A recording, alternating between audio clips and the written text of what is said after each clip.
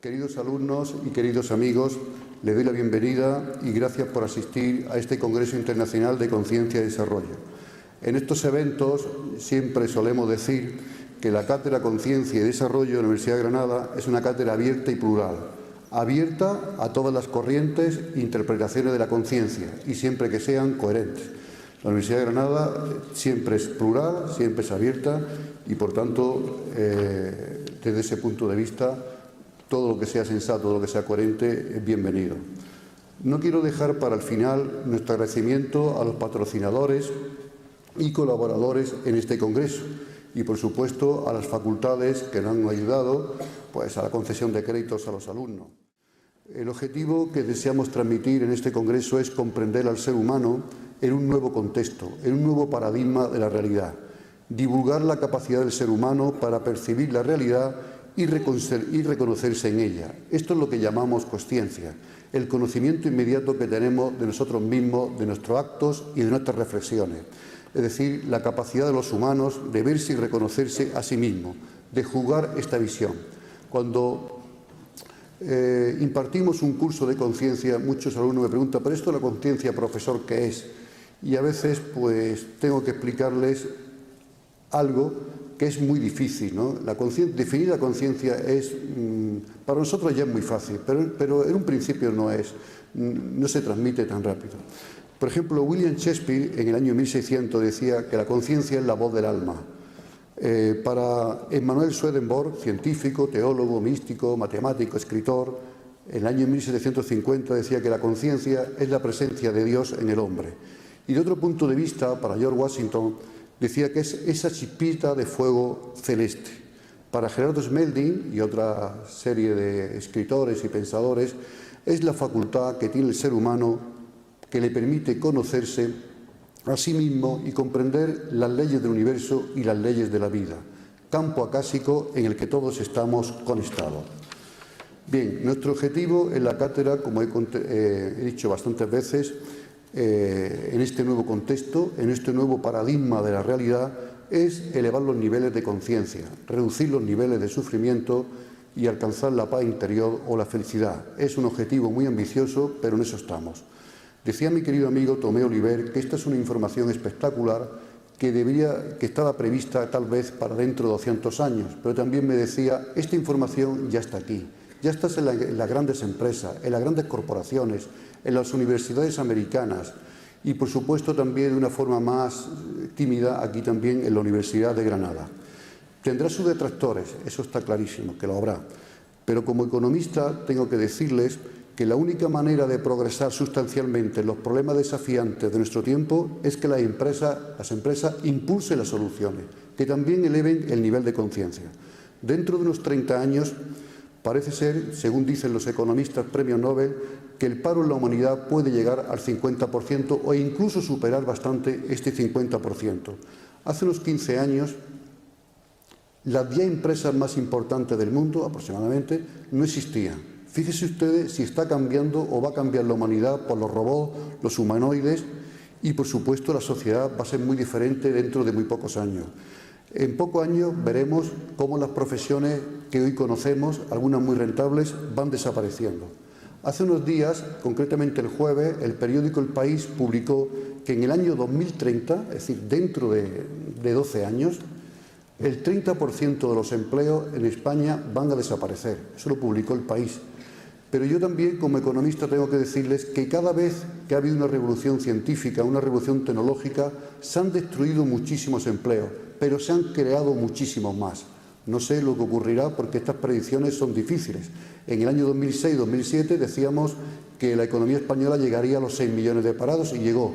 Pero estas predicciones ya con los robots, con los humanoides, va a ser bastante difícil prever. Pero los economistas premios Nobel no dicen esto. Por tanto, se avecina un cambio y una planificación de la sociedad que creo que vamos a mejorar. Pero siempre que ha habido una revolución científica, tecnológica, de la revolución industrial, se han destruido puestos de trabajo, pero se han generado muchísimos más. Los ejecutivos de las grandes corporaciones, de las grandes empresas, ya van más allá de la responsabilidad social corporativa para llegar a un impacto social total en beneficio, tanto de las empresas como de la sociedad en general. Durante décadas, la mayoría de las empresas han orientado sus estrategias hacia la maximización del retorno total de los accionistas, dejando para los gobiernos y para las ONG los desafíos sociales. Ahora los líderes corporativos mundiales están reconsiderando el papel de las empresas de la sociedad. Y aquí tenemos varios ejemplos, como por ejemplo don Gonzalo Rodríguez Fraile. Deja sus empresas y se dedica a servir a la sociedad. El sector privado será fundamental en este nuevo paradigma de la realidad. Y como ejemplo, pues podría decirles, hace 15 días, exactamente hace 15 días, yo estaba en Córdoba escuchando una conferencia de uno de los portavoces en el Congreso de los Diputados, de los 4 grandes partidos que hay en el Congreso de los Diputados en Madrid. Escuchaba a uno de los portavoces y habló del nuevo paradigma. Muchos de los que estábamos allí, bueno, yo sí lo sabía gracias a que estoy dirigiendo esta cátedra, pues no entendía lo que estaba diciendo, este nuevo ejemplo, donde desaparecían tantas profesiones, donde el nuevo paradigma iba a entrar en la política y donde decía unas cosas que la gente no entendía. Yo, cuando terminó su conferencia, me acerqué, había políticos muy relevantes de España y de Andalucía, y le dije, enhorabuena por su conferencia, por plantear el nuevo paradigma. Y le dije, mire, en Granada tenemos un congreso que es de conciencia y desarrollo, y me dijo, pero ¿cómo te has atrevido a plantear esto? Nosotros ni en Madrid ni en Barcelona no hemos atrevido a plantear el nuevo paradigma. Pues que tengan mucha suerte, porque la vas a necesitar. Vas a tener muchos detractores, la vas a necesitar. Y me dijo esto, que no te pase como a Galileo. Digo, hombre, por Dios, ¿sabes? Por Dios, ¿sabes? Que tuvo que entregar un sumario de adjudicación, de juración, hace unos 400 años, por el simple hecho que decía, por el simple hecho de afirmar que la Tierra era redonda, que se movía y que giraba alrededor del Sol como los planetas. Claro, el tiempo le dio la razón. Pero es que ahora parece que se la quita, porque miren ustedes lo que está apareciendo de planetas, de universos, de multiversos. Es decir, esto cambia de una forma pues tremenda, trepidante. Desde luego, la información que van a recibir ustedes aquí, que van a escuchar, y también van a dar a ustedes mucho, es una información espectacular, probablemente de lo mejor que hayan escuchado en su vida. Bueno, pues yo solamente espero que pasen un feliz día en este Palacio de Congresos. Le doy de nuevo la bienvenida, muchísimas gracias por su asistencia y nos veremos durante todo el día. Muchísimas gracias a todos.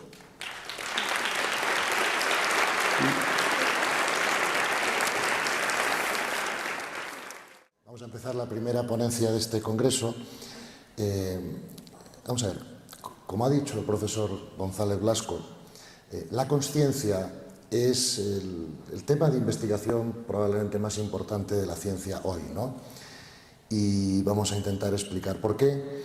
Hoy se están escribiendo libros en Estados Unidos, por ejemplo, con títulos El enigma cuántico, la física se da de bruces con la consciencia, el universo consciente, biocentrismo, en fin, es el punto más importante, en mi opinión, ¿no?, de la investigación científica hoy.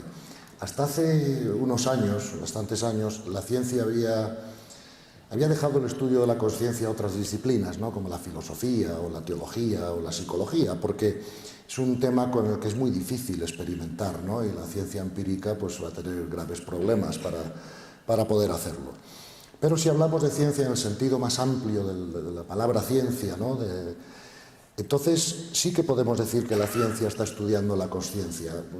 El método, o sea, el significado más amplio de la palabra ciencia, ¿verdad?, es aplicar el método científico al estudio de algo que hoy por hoy todavía no se puede experimentar con ello. Entonces no podemos decir que la ciencia empírica, ¿verdad?, está estudiando la consciencia, pero sí podemos decir que la ciencia, en un sentido más amplio, está estudiando la consciencia. ¿Por qué? Bueno, pues voy a empezar esta conferencia leyéndoos unas frases de algunos de los científicos más famosos de los últimos años, donde hay varios premios Nobel, ¿no? Las voy a traducir del inglés y son estas. Por ejemplo, Max Planck: veo la consciencia como fundamental, veo la materia como derivada de la consciencia. André Linde, Stanford University: el estudio del universo y el estudio de la consciencia estará inseparablemente ligado. No se puede hacer progreso en uno sin hacer progreso en el otro, ¿vale? Henry Stapp: la unidad básica del universo no es sólo la característica básica de la experiencia mística, sino que es una de las revelaciones más importantes de la física moderna. Niels Bohr: me voy a los Vedantas y a los Upanishads para hacer preguntas científicas. Werner Heisenberg: la teoría cuántica no le parecerá ridícula a las personas que hayan leído los Vedantas. Erwin Schrödinger: la unidad y continuidad de los Vedantas están reflejadas en la unidad y continuidad de la física cuántica. Es todo consistente con el concepto espiritual de todo es uno. Y por último, Einstein, de hace ya muchos años: lo que hemos llamado equivocadamente materia no es nada más que la energía de lenta vibración que puede ser percibida por nuestros sentidos. Punto. No existe la materia. ¿Ok? Entonces, lo que nos estamos dando cuenta es que al menos todos nosotros, los que tenemos cierta edad, y yo creo que la mayor parte incluso de todos los jóvenes que están en esta sala, hemos sido educados en lo que yo llamaría el paradigma clásico de la realidad, ¿no?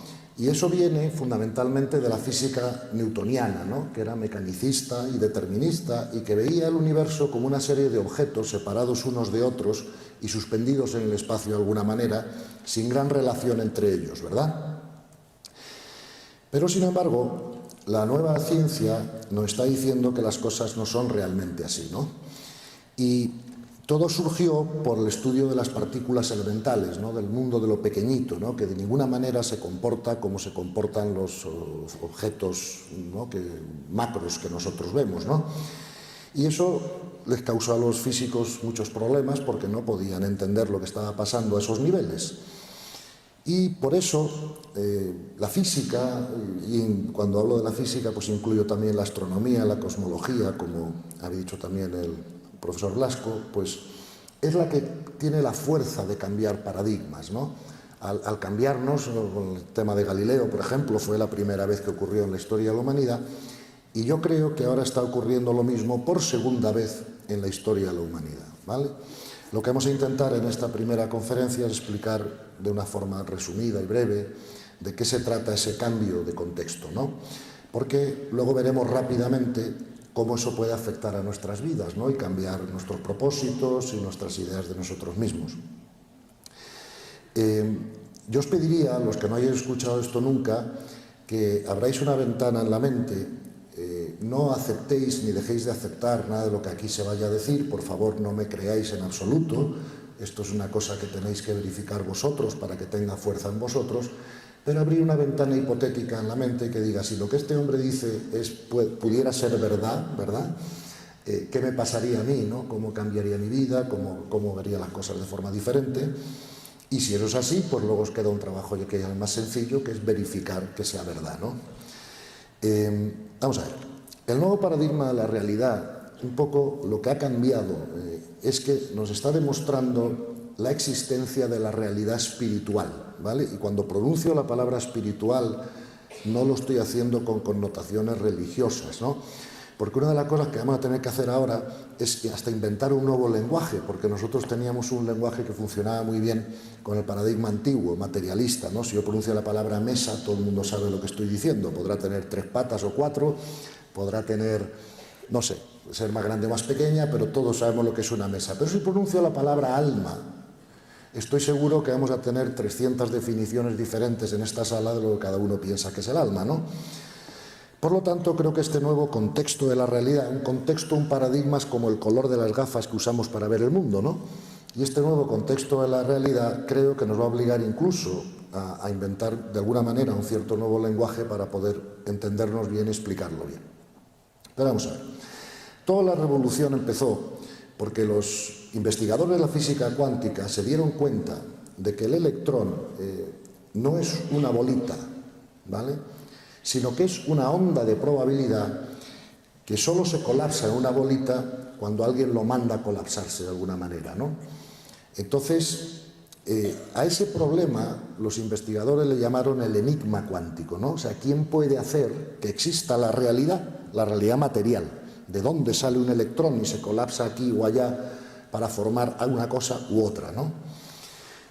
Y Ha habido muchas interpretaciones de cómo eso podría ocurrir. La primera fue la interpretación de Copenhagen, donde fundamentalmente se consideraba que ese colapso del electrón se hacía al azar, ¿verdad?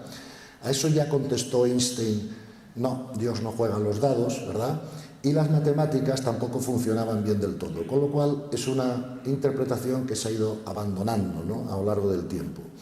Después vino una interpretación del famoso científico Niels Bohr, que dijo que ese colapso del electrón se hacía por variables ocultas.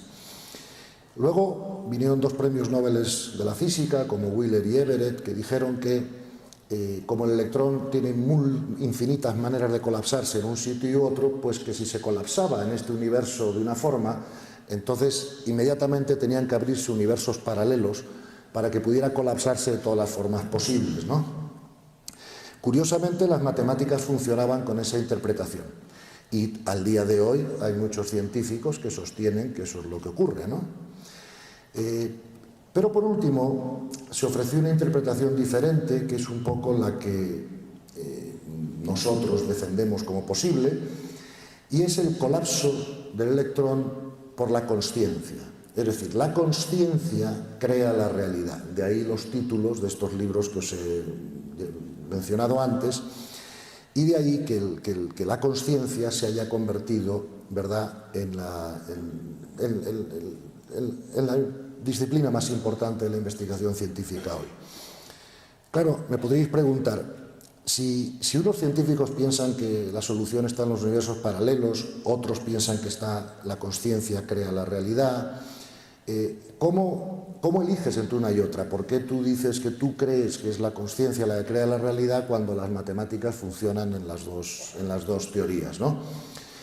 Bueno, pues mira, si a mí la física me dice que una cosa puede ser A o puede ser B, entonces ya tengo que abandonar la física para ver si es A o B, ¿verdad? Y entonces, ¿qué otras posibilidades tenemos de ver si es A o B? Pues mira, hace muchos años, unos grandes filósofos en Occidente y en Oriente, por ejemplo, en Occidente San Buenaventura y en Oriente Nagarjuna, por poner algunos ejemplos, nos han dicho siempre que el ser humano tiene tres ojos, ¿no?, para investigar el conocimiento. Tenemos el ojo de la carne, que es el ojo de la ciencia, el ojo de la medición, ¿verdad? Tenemos el ojo de la mente, que es donde podemos encontrar cosas como la filosofía, las matemáticas o la teología o la literatura. Y tenemos el ojo de la contemplación, ¿verdad?, que es el que han usado los místicos a lo largo de la historia de la humanidad, pues para intuir también la realidad. Resulta que ni los ojos de la mente ni los ojos de la mística o de la contemplación nos han hablado nunca de universos paralelos. ¿Me explico? Y sin embargo, los ojos de la contemplación, si leéis en profundidad a todos los místicos, tanto en Oriente como en Occidente, a lo largo de la historia de la humanidad, siempre han estado de acuerdo en que es el mundo sutil el que crea el mundo físico, ¿verdad? Por lo tanto, a mí me da confianza el saber que por primera vez en la historia de la humanidad la ciencia está diciendo una cosa que coincide, ¿verdad?, con lo que han dicho a lo largo de la historia todos los místicos y todos los grandes pensadores. Con lo cual tenemos los tres ojos de alguna manera funcionando en darnos una solución. Por eso creo, y por experiencia personal, de la que luego hablaremos, creo que la solución al enigma cuántico más probable es que es la consciencia, ¿verdad?, la que hace el colapso del electrón y por lo tanto crea la realidad. Fijaros que además de eso, los científicos nos están diciendo que el multiverso es multidimensional. O sea que esta tercera dimensión en la que nosotros estamos no es la única dimensión del universo, que hay muchas más. Y cada dimensión es un mundo nuevo donde la energía vibra más rápido, ¿verdad? Y por eso no los podemos ni ver, ni tocar, ni percibir por los sentidos, lo cual no quiere decir que no existan, ¿verdad? Todos sabemos que existen los pensamientos porque sufrimos sus efectos, pero nadie ha podido pesar, medir, contar o agarrar un pensamiento, mucho menos olerlo o saber de qué color es, ¿no? Entonces, la teoría de las cuerdas, que es la teoría que está intentando integrar la física cuántica con la física clásica, afirma que necesitamos al menos 11 dimensiones en el universo, y en mi opinión son bastante más de 11, probablemente hasta 40, ¿no? Y otra cosa que nos está diciendo la física moderna es que todo lo que existe en el mundo material, el universo entero, está hecho de dos componentes básicamente. Energía más información. Esta mesa es energía más información. Si esta mesa no tuviera información, tendería a desintegrarse, ¿verdad? A desorganizarse. Eso es la segunda ley de la termodinámica, el principio de la entropía. Por lo tanto, tenemos que darnos cuenta de que el 90% del peso del universo no es físico. Vivimos en un universo psicofísico, ¿vale? Todas las estrellas, planetas, cuásares, o sea, toda la materia que veis en el universo solo es el 10% del peso del universo. Me preguntas cuánto pensamiento y conciencia debe haber por ahí, porque cuántos pensamientos tengo que juntar yo para que pesen más que esta botella, ¿vale? Luego, esa idea que teníamos de que vivíamos en un universo físico hay que de alguna manera abandonarla porque no coincide con la realidad, ¿verdad? Entonces, el otro tema importante a destacar aquí de la nueva idea, ¿verdad?, del paradigma científico es este. Nosotros habíamos pensado siempre en una causación ascendente. Por ejemplo, la mayor parte de los médicos o de los investigadores pensaban que el cerebro de alguna manera creaba consciencia. No se sabe cómo, una serie de conexiones eléctricas, neuronales, podrían crear consciencia. Evidentemente nunca ha podido demostrarse que eso sea así, ni siquiera explicarse el mecanismo. Y el nuevo paradigma de la realidad lo que nos está diciendo es que la causación es descendente, no ascendente. O sea, el cerebro no crea la mente como hemos pensado hasta ahora. Más bien, la consciencia crea la mente y la mente crea el cerebro para poder expresarse. La causación siempre va de las dimensiones de más alta vibración a las más bajas, ¿verdad? Eso tiene un montón de implicaciones para nosotros, como ahora veremos, pero por ejemplo una inmediatamente fácil de explicar es muchos psiquiatras y psicólogos están ahora planteando, por ejemplo, qué ocurre cuando una persona está deprimida, ¿no? Siempre habíamos pensado, bueno, pues se fastidia la química del cerebro de alguna manera y eso empieza a producir pensamientos circulares, obsesivos, etcétera, ¿no? Pero ahora están dando cuenta que es al revés, que es cuando tú dejas que aniden en tu mente pensamientos negativos, circulares durante mucho tiempo, esos pensamientos te afectan a la química del cerebro. Lo cual no quiere decir que cuando la química esté afectada no deba ser tratada para sanarse. Pero sí quiere decir que si una persona deprimida pudiéramos por un embudo sacarle todos los pensamientos negativos que tiene y meterles por ese embudo, por ejemplo, los pensamientos de Gandhi o Teresa de Calcuta, esa depresión se curaría en minutos, porque la fuerza del contagio energético es mucho mayor y mucho más rápida que la química, ¿verdad? Entonces, por primera vez nos damos cuenta de que los pensamientos son cosas como esta mesa, pero son cosas que, a diferencia de esta mesa, afectan a otras cosas, ¿vale? Por lo tanto, los pensamientos pueden cambiar perfectamente la materia, ¿no?, de alguna manera. Entonces, ¿por qué es esto importante? Bueno, la última cosa que voy a decir, también en línea con lo que había dicho el profesor Blasco, es que, claro, Galileo pensaba que el sistema solar era prácticamente la totalidad del universo, ¿no? Pero ahora sabemos que en la Vía Láctea, que es nuestra galaxia, hay 200.000 millones de estrellas, calculan los astrónomos. Cada estrella tiene varios planetas alrededor. Se calcula que solo en la Vía Láctea hay 1 trillón de planetas como la Tierra. Y además han descubierto 200.000 millones de galaxias. Y además están diciendo los científicos que vivimos en un multiverso, ¿no?, en una infinidad de número de universos. Con lo cual, la mente no puede realmente, al menos la mía, darnos cuenta de qué es todo eso, ¿no? Y por lo tanto, tenemos que empezar a pensar sobre las cosas de manera diferente, ¿verdad? Hasta ahora he intentado explicar que hay un nuevo paradigma de la realidad, en mi opinión, que está siendo derivado, ¿no?, de la física y de otras muchas disciplinas del saber, que además están diciendo que el universo es uno, que está integrado, que tiene inteligencia y propósito y que no se puede seguir estudiando de forma fragmentada como habíamos hecho hasta ahora, porque la realidad no es fragmentada, ¿no? En fin, hasta ahora esa es la visión nueva de la ciencia sobre la realidad cosmológica y la realidad de la tercera dimensión. Pero dicho eso, también están cambiando la idea, y esto lo que creo que ya va a empezar a ser más interesante para nosotros, y disculpar que sé que los primeros minutos de la ponencia son un poco más aburridos porque tengo que poner el marco, ¿no?, en el que está pasando todo esto, pero ahora creo que se va a poner más interesante, ¿no? ¿En qué afecta todo esto al ser humano? Nos podemos preguntar, ¿no? Bueno, pues mira, de la misma manera que se han dado cuenta de que el universo es un lugar multidimensional, ¿verdad?, se han dado cuenta que el ser humano también es multidimensional. Y lo que están planteando hoy es que el ser humano no tiene un solo cuerpo, como hemos pensado toda la vida, sino que tenemos 4 cuerpos, ¿verdad? Tenemos el cuerpo físico, que todos podemos tocar, ¿verdad?, y ver. Luego tenemos un cuerpo emocional, que es donde sentimos las emociones. El cerebro no experimenta las emociones, lo experimenta el cuerpo emocional, lo compartimos con los animales. La segunda capa del cerebro, el mesencéfalo, lo que hace es regular esas emociones para que no tengamos varias a la vez, ¿verdad? Pero se experimenta en ese cuerpo emocional o cuerpo vital. Hasta ahí, por ejemplo, lo compartimos con un animal avanzado, como por ejemplo un perro que tiene cuerpo físico y tiene cuerpo emocional. Mi perro se pone contento cuando llego a casa. Si tuviera un cocodrilo de mascota, el cocodrilo no se pondría contento cuando llego a casa, porque no tiene cuerpo emocional, ¿verdad?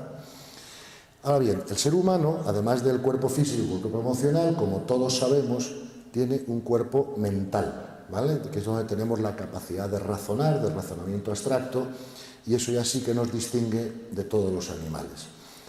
Pero lo que está quedando más claro cada vez en el mundo de la ciencia y de la física es que tenemos un cuarto cuerpo, y ese cuarto cuerpo lo llamamos el cuerpo espiritual. Históricamente se ha llamado el alma, ¿verdad?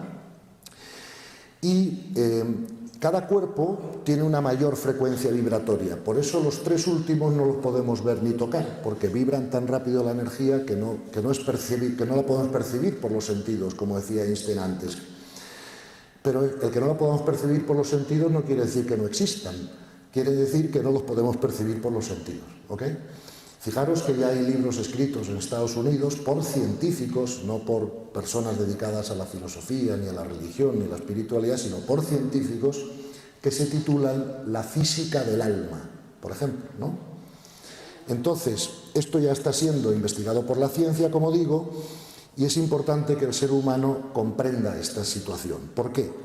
Porque fijaros, si hace un tiempo, ¿no?, yo es que prefiero estar con el micrófono, si no, no me vais a oír, pero bueno. Si hace 20 años le pregunta a alguien a mí, Gonzalo, ¿tú qué crees que es un ser humano? Yo hubiera contestado algo así como lo siguiente. Un ser humano es un animal, o sea, un cuerpo físico, que tiene capacidad de razonar. Y si yo hubiera tenido hace 20 años, que la tenía, fe religiosa, pues hubiera dicho, y además tiene un alma. Fijaros que incluso la filosofía cristiana y oriental decía, el ser humano es un complejo, o sea, está hecho, las partes constitutivas son cuerpo, mente y alma. Pero fíjate, decir eso con la información que tenemos hoy no basta, porque al decir cuerpo, mente y alma parece que estamos poniendo las 3 cosas al mismo nivel, ¿no? Pues como si fuera un compuesto de 3 partes. Pero sin embargo tenemos que darnos cuenta de que el cuerpo es más fundamental que la mente, pero es menos significativo. Es más fundamental porque si yo me tiro de un 4º piso y mato el cuerpo, mato también la mente. Luego la mente sin cuerpo no puede existir. Pero la mente es más significativa evolutivamente que el cuerpo porque la mente no la compartimos con los animales y el cuerpo sí. ¿Ve? Esa es la diferencia entre fundamental y significativo. El alma es más significativa que la mente. Y la nueva definición del ser humano, y esto es lo importante que tenemos que reflexionar, es que lo que están diciendo los investigadores es que es lo mismo que han dicho todos los místicos a lo largo de la historia de la humanidad, que el ser humano es un alma en evolución, ¿ok? El cuerpo físico lo vamos a tener durante 80 años si tenemos suerte, quizá 90 o más, o a lo mejor podemos tener un accidente a los 20 o de niños, pero el cuerpo físico va a durar lo que dura, que es poco, ¿vale? Y la personalidad, la mente, también va a durar poco. Cuando se muere el cuerpo físico, se muere la mente y la personalidad. Pero el alma va a continuar, ¿ok? Fijaros que hemos dicho que todo el universo está compuesto de 2 componentes básicos, que son energía más información. Y entonces me podríais preguntar, oye, Gonzalo, ¿y cómo funciona la información en el ser humano? ¿vale? A lo que yo os diría, pues mira, los investigadores están diciendo lo siguiente, están diciendo que tenemos 3 archivos de información, los seres humanos. Hay un archivo de información que va ligado al cuerpo físico, y ese archivo lo conocemos de sobra, se llama el archivo genético, es el que determina que en una vida somos hombre o mujer, o rubios o morenos, o altos o bajos, ¿bien? Y luego tenemos un segundo archivo de información que se llama el archivo de carácter y personalidad, que va ligado al cuerpo emocional y al cuerpo mental. Hasta ahí no hay ninguna novedad, todos los psicólogos han sabido esto, y esos 2 archivos tienen 2 características básicas. La primera es que son corruptibles. Yo, por ejemplo, si me bebo 5 botellas de whisky todos los días, puedo cargarme mi archivo genético. Y la segunda característica de estos archivos es que se disuelven con la muerte física. Cuando pasamos por la muerte física, nuestro cuerpo físico y nuestro cuerpo mental o de personalidad se diluye y nunca más existe en el universo. Pero tenemos un tercer archivo de información que va ligado al alma, y los investigadores lo llaman el archivo de consciencia, ¿verdad? Y ese archivo de consciencia tiene 2 características diferentes a los 2 primeros archivos. La primera es que no se disuelve con la muerte física, continúa ligado al alma en la progresión del alma posterior. Y la segunda característica de este archivo es que no puede grabar nada que no sea verdad, no es corruptible, no nos lo podemos cargar aunque queramos. Trae como una garantía del universo que solo puede grabar las comprensiones de la verdad, y por lo tanto eso hace que la evolución del alma sea siempre ascendente. ¿Ok? Entonces, los 3 cuerpos de más baja vibración, el cuerpo físico, el cuerpo emocional y el cuerpo mental, es lo que los psicólogos le llaman el ego, ¿vale? Y todo trabajo de crecimiento personal o de crecimiento espiritual es un trabajo de empezar a trascender ese ego, ¿verdad?, para poder aprender a vivir desde el alma, ¿ok? Eso es lo que nos cambia la vida. La mayor parte de la humanidad vive desde el ego, como todos sabemos. Solo a lo largo de la historia de la humanidad un porcentaje muy pequeño de personas han conseguido vivir desde el alma. Y a esas personas les hemos llamado místicos, ¿verdad? Porque tenían un cambio de percepción. No vivían desde el mismo sitio, ni con las mismas intenciones, ni con la misma percepción que vivíamos los demás, ¿verdad? Y precisamente porque sabemos que somos un alma, ¿verdad?, pues tenemos que aprender a identificarnos con ese alma y a vivir desde ahí. Para eso tenemos que aprender a trascender el ego y sus necesidades. ¿Cuáles son las necesidades del ego? Pues mira, básicamente 2, como todos sabemos. Esa necesidad que todos tenemos de control, que todo lo que esté fuera de nosotros esté como a nosotros nos gusta, que la cuenta bancaria esté llena, que el niño no suspenda en el colegio, que la pareja no me ponga los cuernos, que la empresa vaya bien, en fin, controlarlo de fuera, ¿vale? Y la segunda necesidad que tiene el ego es la que tenemos todos de ser queridos, aceptados, respetados, admirados por los demás. Y esas 2 necesidades condicionan toda nuestra vida, ¿verdad? La trascendencia del ego es el soltar esas 2 necesidades para poder empezar a vivir libremente desde el alma, ¿cierto? Ok. Entonces fijaros que hasta aquí llega la ciencia, y la ciencia ya no va a decir nada más. La ciencia dice que es multidimensional el universo, que es multidimensional el ser humano, que tenemos cuerpo, mente y alma, y ahora hay que darle sentido a todo esto, ¿no? Y bueno, como dijo Wheeler, premio Nobel de la física, dice, ya no hay nada en la física que pueda explicar la física, y tenemos que llegar a la metafísica, porque ahora ya estamos hablando de la consciencia, ¿no? Entonces, aunque puede haber muchas interpretaciones que la gente pueda tener al respecto de esta problemática, yo me gustaría ofreceros una interpretación posible que me parece que es muy coherente, que la mayor parte de los, como digo, los pensadores y los investigadores hoy en día están adoptando, y que de ser cierta, pues nos va a cambiar la vida a todos, como ahora veremos, ¿no? Fijaros que hemos dicho que el alma, o sea, que el ser humano es un alma en evolución. Entonces, vosotros sabéis que todas las religiones, todas las filosofías y ahora la ciencia están intentando dar respuesta a la pregunta ¿y qué pasa con el alma después de la muerte? ¿Verdad? ¿Cómo sigue ese alma evolucionando después de la muerte física? Como sabéis, hay algunas religiones orientales que siempre han hablado de la reencarnación y, sin embargo, tenemos las religiones o filosofías occidentales que siempre han hablado de un alma, un cuerpo, ¿verdad? Y, sin embargo, las religiones occidentales han pensado que después de la muerte física el alma sigue evolucionando en otro lugar, y a ese otro lugar le han llamado purgatorio, ¿vale? Pero resulta que incluso en las religiones occidentales los últimos dos pontífices han dicho que el purgatorio no es un lugar geográfico, sino que son estados de consciencia, ¿verdad?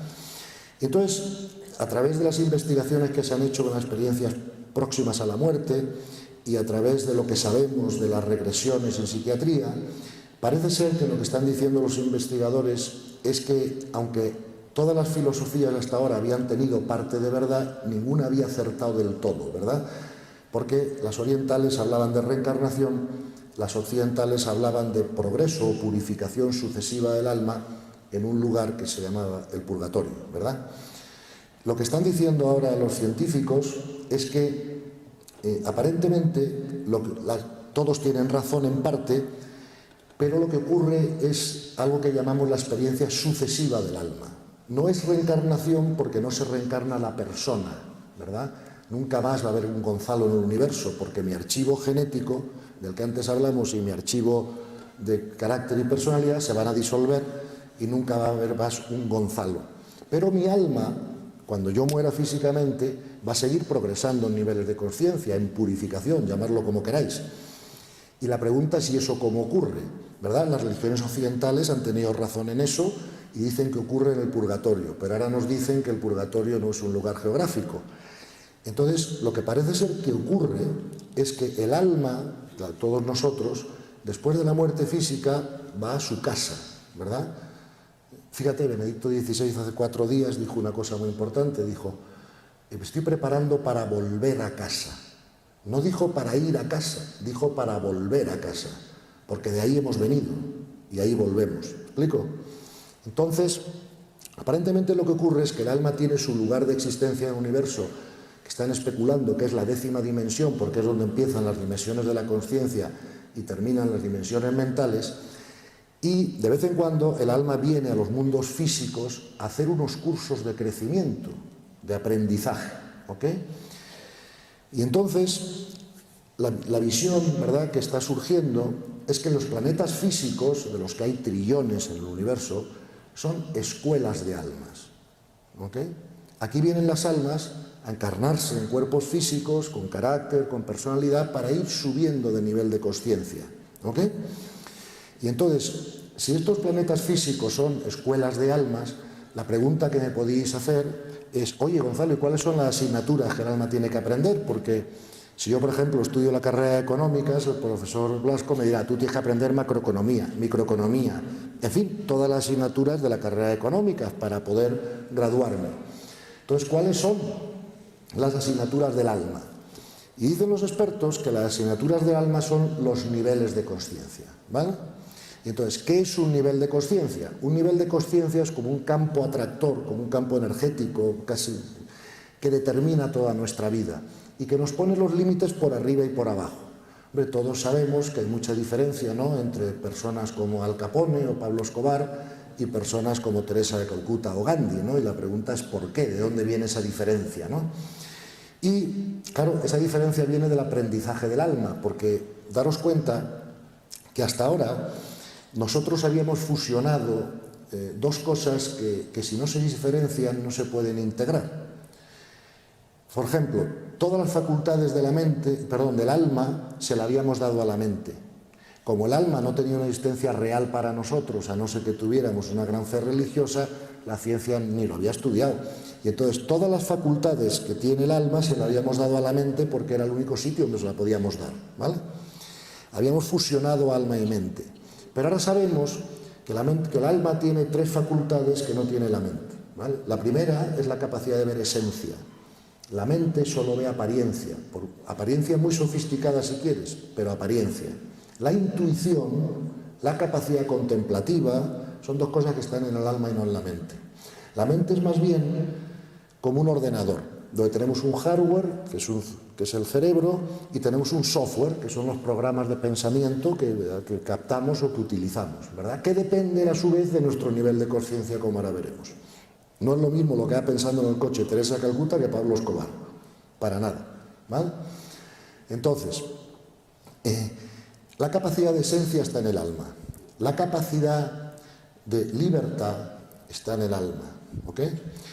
Y la capacidad de intención está en el alma y no en la mente. La gran diferencia entre Teresa de Calcuta y Al Capone no es tanto la mente, es la intención, qué quieren hacer en la vida y por qué, ¿no?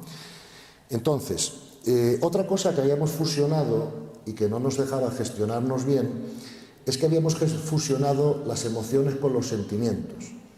Entonces, incluso si le pregunto a psicólogos preparados y tal, ¿me puedes explicar qué diferencia hay entre una emoción y un sentimiento? Poca gente puede explicarlo, pero claro, si no lo comprendemos, no podemos sanarlo, ¿verdad? Porque no sabemos a dónde dirigirnos. Entonces, fijaros, las emociones tienen que ver con el cuerpo instintivo y las compartimos con los animales, se originan en el cuerpo instintivo. Por lo tanto, con las emociones solo podemos hacer tres cosas, que es suprimirlas, reprimirlas, pero entonces sabemos que desomatizan. Como eso pasaba, los psicólogos empezaron a decir, bueno, pues entonces exprésalas. Pero claro, si las expresamos nos cargamos las relaciones. Por lo tanto, la tercera cosa que se puede hacer con las emociones, y que es lo que más conviene hacer, creo yo, es ni reprimirlas ni expresarlas, sino soltarlas, ¿ok? Sin embargo, los sentimientos no tienen nada que ver con las emociones. O sea, los sentimientos son un producto del campo mental. Por eso se llaman sentimentales. O sea, mi perro tiene emociones, pero no tiene sentimientos. No los puede tener porque no razona. ¿Okay? Los sentimientos son producto de nuestro pensamiento. Os pongo un ejemplo tonto. Algunos de vosotros habéis venido a este congreso porque os creíais que os podía interesar la temática y seguro que habéis hecho un esfuerzo en venir, habéis dejado de hacer cosas el sábado que podíais hacer, y etcétera. Pero imagínate que venís aquí y aquí no hay nadie, no están los ponentes, no hay nadie, ¿vale? Coño, vais a pensar, estos son unos irresponsables, han citado unas personas en Granada, han montado un congreso, aquí no aparece nadie. Si pensáis de esa manera, ¿cómo os vais a sentir? Mal, ¿no? Ahora bien, ante el mismo hecho, que es que aquí no hay nadie, ¿verdad? Podéis venir y pensar de otra manera si queréis. Podéis pensar, hombre, pues más o menos son gente seria. Mira, aquí está el decano, el profesor, el catedrático, el ministro de Cultura, yo mismo que no soy tan serio, etcétera, quien sea, ¿no? Y si no están, pues algo habrá pasado de fuerza mayor. Lo mismo venían en un coche o en un avión y han tenido un accidente, lo que sea. Si pensáis de la segunda manera, os vais a sentir mejor que si pensáis de la primera. Pero el hecho es el mismo, el hecho no ha variado, es que no estamos, ¿vale? Con lo cual vemos rápidamente cómo nuestros sentimientos dependen de nuestra manera de pensar. Y si queremos sanar los sentimientos, tenemos que aprender a pensar diferente, ¿verdad?, sobre los eventos, personas o situaciones que nos provocan esos sentimientos, ¿ok? Por lo tanto, podemos sanar nuestros sentimientos con nuestro pensamiento, pero las emociones, como son del cuerpo instintivo, hay que sanarlas de otra manera, que es fundamentalmente soltándolas, ¿vale? Bien. Entonces, habíamos dicho que las asignaturas que el alma tiene que aprobar aquí, ¿no?, en el Colegio de la Tierra, son los niveles de conciencia.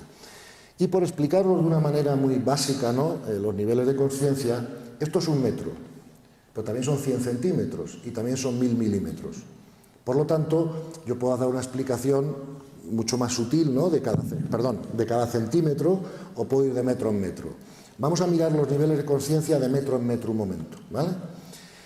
Dicen los expertos que en la Tierra conviven 3 niveles de conciencia siempre. Es como está hecho el colegio. De la misma manera que un colegio normal de la Tierra hay niños de párvulos, de bachillerato medio, ¿no?, y de COU, que conviven todos en un edificio, aunque cada uno está aprendiendo cosas diferentes, ¿verdad?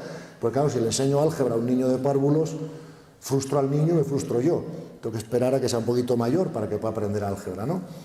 Entonces, con los niveles de conciencia pasa lo mismo. Y en la Tierra, dicen los expertos, que serán 3 niveles de conciencia. El nivel 1 ya no se da. Se dio hace años, pero ya no se da. Era el nivel donde los bárbaros entraban en los poblados y mataban a los niños, se comían a la gente. O sea, no había la más mínima sensibilidad por el sentimiento de otro, ¿no? Y eso ya no se da en la Tierra. Dicen que el nivel más bajo que se da es el nivel 2. Y el nivel 2 tiene 3 características básicas. Los gobiernos son dictaduras, no genera tecnología, la compran y la usan, pero no la generan, y los conflictos se resuelven por la violencia física. ¿Okay? Al Capone, por ejemplo, o Pablo Escobar, si tiene un problema contigo, no te pone una demanda judicial, como todos hemos visto, te manda a matar. ¿Okay? Entonces, en el nivel 2 está el 25% de la población, y son los que crean todos los líos, los follones en la sociedad. Cada vez que ponemos las noticias, pues hay 10 minutos dedicados a esa franja de conciencia, porque alguien ha matado a alguien, o ha robado no sé qué, o ha habido violencia doméstica, o terrorismo, o lo que sea. ¿Quiénes son los del nivel 2? Los que usan la violencia física en la vida, terroristas, traficantes de drogas, yo qué sé, criminales violentos, etcétera, ¿no? El 70% de la humanidad está en lo que se llama el nivel 3. O sea, si se viera la Tierra desde el espacio, podríamos decir, este es un colegio de almas de nivel 3, porque lo que más se da en la Tierra es el nivel 3. ¿Qué tres características tiene el nivel 3 que no tiene el nivel 2? Bueno, los sistemas de gobierno son democráticos, ¿vale? No es lo mismo ir, por ejemplo, a Londres o a Estados Unidos o a España, ¿no?, que ir a los países que están gobernados todavía hoy por dictaduras. Sí se genera mucha tecnología en el nivel 3, o sea, no es lo mismo ir a Londres que a Sudán, ¿verdad?, porque vamos a ver edificios de todo. Y la resolución de los conflictos en el nivel 3 se hace por la violencia verbal y mental, pero no por la física. O sea, en el Parlamento español, pues a lo mejor Rajoy y Pablo Iglesias se insultan, se descalifican, se lo que sea, pero no se pegan. Ya vuelven a casa con su físico intacto, cosa que no pasa en otros parlamentos que hemos visto por televisión, donde se lían a puñetazos y se tiran sillas y lo que sea, ¿no? Entonces, el nivel de conciencia, la existencia de los niveles de conciencia puede ser, en mi opinión, uno de los descubrimientos más importantes en la historia de la humanidad. Porque, como decía el profesor Blasco, los niveles de conciencia nos permiten comprender las causas primarias de todos los problemas humanos. Tenemos aquí a dos especialistas en economía que, si yo les preguntara por qué hemos tenido una crisis tan importante en España en los últimos 8 años económica, ¿no?, seguramente me darían todas las razones válidas por las que lo hemos tenido, y todas las conocemos, ¿no? ¿Ha habido exceso de deuda? Sí. ¿Ha habido corrupción? También. ¿Ha habido falta de inversión productiva a largo plazo y mucha especulación? Por supuesto. ¿Ha habido mucho paro? Claro. Pero todo eso son subcausas. La verdadera causa de la crisis económica es el nivel de conciencia de los españoles. Dicho de otra manera, si todos los ciudadanos de España fueran como Teresa de Calcuta o como Al Capone, como Teresa de Calcuta o como Gandhi, como Gandhi, sí. Claro, evidentemente no hubiera habido corrupción, evidentemente no hubiera habido exceso de deuda, seguramente no hubiera habido paro, ¿ves? Luego, si no comprendemos las causas primarias, ¿no?, de todos los problemas del ser humano, va a ser difícil que les pongamos solución, porque vamos a ir poniendo parches en las subcausas. Pero la única solución a todos los problemas humanos es elevar el nivel de conciencia, como ahora veremos. El nivel donde se produce el gran salto cuántico es en el nivel 4, donde el nivel 4 tiene tres características que no tiene el nivel 2 y el 3. Los sistemas de gobierno son de consenso, porque claro, la sabiduría se reconoce en el nivel 4, no hay que votarla, ¿vale? ¿Cómo vamos a votar la sabiduría? 2, se generaría mucha tecnología si fuera la intención, lo que pasa es que la gente que está en el nivel 4 está más interesada en el servicio. Y ya no existen conflictos que resolver, ni por la violencia física, ni por la verbal, ni por la mental. ¿Qué conflicto puede tener Teresa de Calcuta con Gandhi? Y si lo tuvieran, ¿cómo lo resolverían? También tenemos que darnos cuenta que hay una enorme diferencia entre el tercero bajo y el tercero alto, por ejemplo, ¿no?, y que puede llevar muchas vidas, ¿no?, transcurrir solamente ese nivel. La gran diferencia entre el 4 y el 2 y el 3 es la intención predominante. En el nivel 2 y en el nivel 3, la intención predominante sigue siendo obtener. ¿Y obtener qué? Pues lo que todos sabemos: dinero, poder, sexo, relaciones, juguetes, casas bonitas, lo que sea. Obtener. Y en el nivel 4, como ya estás lleno, no crees que tienes que llenarte de cosas de fuera, y por lo tanto la intención predominante es servir, no obtener. ¿Ok? Ya en el tercero alto empieza a haber una mezcla de intención entre el obtener y el servir. Por ejemplo, es el mundo pues, de los empresarios o profesionales de distintas profesiones que con el dinero que les sobra o con el tiempo que les sobra, pues empiezan a ayudar a los demás. Pero todavía no es su actividad básica, ¿no? Su actividad básica sigue siendo productiva, sigue siendo obtener, pero ya empieza a despertarse una intención de servir. Intención que se convierte en predominante en el cuarto nivel. Para explicar esto un poquito más concreto todavía, vamos a poner dos ejemplos que me gusta poner porque son cosas que afectan la vida de todas las personas. ¿Cómo se viven estas cosas según estos distintos niveles de consciencia? Por ejemplo, el trabajo y el sexo. ¿Ok? El trabajo, en el nivel 2, está siempre ligado a la violencia física. Y ahí no hay acuerdos posibles, no hay nada, simplemente yo quiero esta esquina de la droga, tú también la quieres, pues la ley del más fuerte. Te voy a matar por esto o te voy a matar a mí. El trabajo siempre está ligado a la violencia física, gente que va armada, que tiene guardaespaldas, en fin. El tercero bajo es el nivel de conciencia, por ejemplo, de los políticos o empresarios, por ejemplo, corruptos, ¿vale? Que ya no matan a nadie ni llevan pistola, pero que hacen todo lo que pueden para salir ellos hacia adelante con un solo criterio, que no me pillen. Si no me pillan, todo vale, ¿ok? En el tercero alto, las personas quieren, claro, salir hacia adelante ellas y tal, pero ya tienen un criterio ético ellos propio y ya no hacen cosas que no deben hacer, les pillen o no les pillen, ¿vale? En el cuarto bajo, el trabajo ya no se hace trabajo por dinero, ¿vale? Ni por puesto, ni por función, ni por títulos, ni por tarjeta de visita. Se hace trabajo para servir. Y todo lo demás es una consecuencia del servicio, pero no es lo que se busca, ¿vale? Por ejemplo, el sexo. El nivel 2 es el nivel de las violaciones, la pederastia, y si no es violencia en el sexo, es violencia alrededor del sexo, y hablamos de violencia doméstica, etcétera, ¿no? En el tercero bajo es el sexo se vive de una manera genital, es el mundo de la prostitución, de las múltiples parejas, del aquí te pillo, aquí te mato, lo que sea. El tercero alto es el mundo, por ejemplo, del matrimonio cristiano, de la pareja estable, donde además de sexo se buscan otras cosas, ¿no? Como es crecer juntos, crear una familia, ayudarse mutuamente, etc. En el cuarto bajo, pero en el tercero alto el sexo todavía es necesario y si no se practica se echa en falta, porque aunque hay gente que quizá no sepa esto, pero el sexo es un gran recuperador de energía. En el tercer nivel todavía se pierde energía por conflicto interno. Fijaros que se pierde mucho más energía por conflicto interno que por correr un maratón. Si yo corro un maratón, bueno, allá a mi edad, pues acabaré derrengado, por supuesto. Pero descanso 2 días en la cama y me recupero. Como tenga un conflicto interno importante, todos sabemos que podemos tardar años en recuperarnos, ¿verdad? Hay más gasto de energía en el conflicto interno que en ninguna actividad física. Por lo tanto, en el tercero alto el sexo se siente todavía como algo necesario, ¿no? El cuarto bajo es el primer nivel en el que el sexo ya no es necesario, porque ya no hay pérdida de energía por el conflicto interno. Y por lo tanto es la primera vez que una persona está libre de practicar el sexo o no hacerlo. Si se practica, solo se practica en el ámbito de una relación mucho más espiritualmente conjuntada que un matrimonio normal, ¿verdad? En el cuarto alto ya nadie practica el sexo porque nadie en su sano juicio se baja de una experiencia mística para tener sexo, ¿no?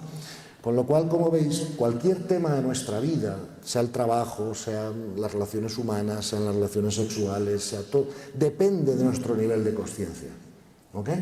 Y el nivel de consciencia determina nuestras posibilidades por encima y por abajo. Por ejemplo, yo ya no puedo matar gente, no se me ocurre, o sea, no entra en mi cabeza coger una pistola y pegarle un tiro a nadie. Pero por desgracia para mí, todavía no puedo hacer lo que haría Teresa de Calcuta, porque estoy seguro que si fuera ahí y estuviera así, me agotaría, no sé si me explico, ¿no? Bueno, puedo dar conferencias, puedo hacer otras cosas, pero, ¿ves? El nivel de conciencia nos limita nuestras posibilidades de actuación, de pensamiento, de intención, por arriba y por abajo.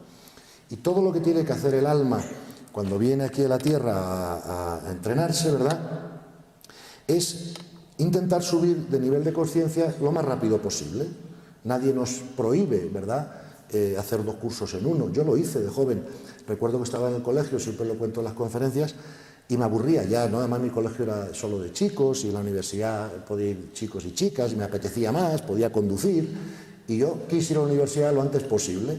Como tenía el mapa delante muy clarito, ¿no? Tenía que aprobar COU para ir a la universidad, pues me hice el esfuerzo en verano de hacer un curso en verano. Si no hubiera tenido el mapa delante claro, si yo no hubiera sabido que tengo que aprobar COU antes de llegar a la universidad, pues con toda seguridad ese verano no hubiera hecho ese esfuerzo, me hubiera ido a la playa con el resto de mis amigos, ¿no? Fíjate, los niveles de conciencia nos dan por primera vez en la historia de la humanidad, en mi opinión, un ejemplo muy claro, un mapa muy clarito, ¿no? De cuáles son el progreso espiritual al que estamos llamados, ¿verdad? Y por lo tanto, pues tenemos que ponernos a ello, porque prisa no hay, el universo nos va a dar todo el tiempo que queramos a cada uno, pero el precio que pagamos, como ahora veremos, por el crecimiento es el sufrimiento. Como nadie queremos sufrir, cuanto más rápido vayamos subiendo el nivel de conciencia, menos sufriremos, como ahora veremos también. Entonces, la siguiente, a ver, aquí. Esto ahí va, un momentito, esto tiende a pasarse automático, aquí. Esto ya es un cuadro de nivel de conciencia, ya no de metro en metro, sino un poquito más detallado. Es de otro autor, y aquí veis el nivel llamado a la izquierda, como lo llaman al nivel, a la derecha veis escala, ¿verdad? Escala significa la frecuencia vibratoria de la energía de ese nivel. Acordaros que al principio de la conferencia os había leído una frase de Einstein que decía que no existe la materia, que lo dijo Tesla también, lo han dicho muchos científicos, o sea, que todo lo que existe en el universo es energía informada. Y por lo tanto, así como la materia yo la puedo medir por el peso, la densidad o el tamaño, yo la energía solo la puedo medir por la frecuencia vibratoria, los ciclos, por famosos ciclos por segundo, ¿verdad? Entonces, la escala es los ciclos por segundo de la energía vibratoria de las personas a cada distinto nivel, ¿ok? Entonces, por ejemplo, una persona como Teresa Calcuta o como Gandhi, en esa escala estarían entre 700 y 1000. Una persona como Pablo Escobar o Al Capone estaría pues entre 75, 100, 125, por ahí, ¿verdad? Y un 80% de la humanidad está por debajo de 200. 200 es la línea mínima de la integridad básica, ¿vale? O sea, un 80% de la humanidad se metería en el bolsillo un billete que se encuentra en el suelo sin preguntar de quién es, si está seguro de que no le ven. ¿Ok? Entonces, la integridad empieza de 200 hacia arriba y la iluminación empieza de 600 hacia arriba. ¿Ok? Por ejemplo, gente como Einstein o como los grandes científicos, los grandes pensadores, están en 400 y pico. Es gente que ya han dominado bien la mente, ¿verdad?, que viven su vida a través de la razón, pero que todavía no se han abierto al amor. ¿Ok? La gente que ya se abre al amor empieza a subir a los niveles de conciencia en verde, ¿verdad? Ahí puedes ver, pues hay mucha gente histórica en esos niveles, y la gente que ya se ha abierto al amor y además tiene una iluminación, por así decirlo, los que hemos siempre llamado místicos, esos están entre 700 y 100, porque también tenemos que comprender que el ser místico no es un evento, sino un proceso.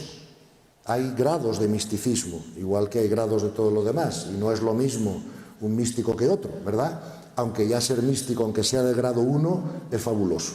Pero hay de grado 2, de grado 3 y de grado 4, por decir algo, ¿no? Y puedo poneros ejemplos en concreto de personas históricas en cada uno de esos distintos grados del misticismo. Ok. Fíjate que la emoción predominante de cada nivel, ahí la veis, y veis también cómo se ve el mundo desde cada nivel, ¿ves? Por ejemplo, una persona de nivel 100, el nivel se llama miedo, ¿verdad? Su emoción predominante es ansiedad, porque claro, el miedo produce ansiedad, y su visión del mundo es que el mundo es un sitio aterrador. Mientras que un místico te diría que el mundo es perfecto, como ahora veremos. Perfecto para la evolución de las almas, no para lo que al ego le apetece, pero perfecto para su función. No sé si me explico.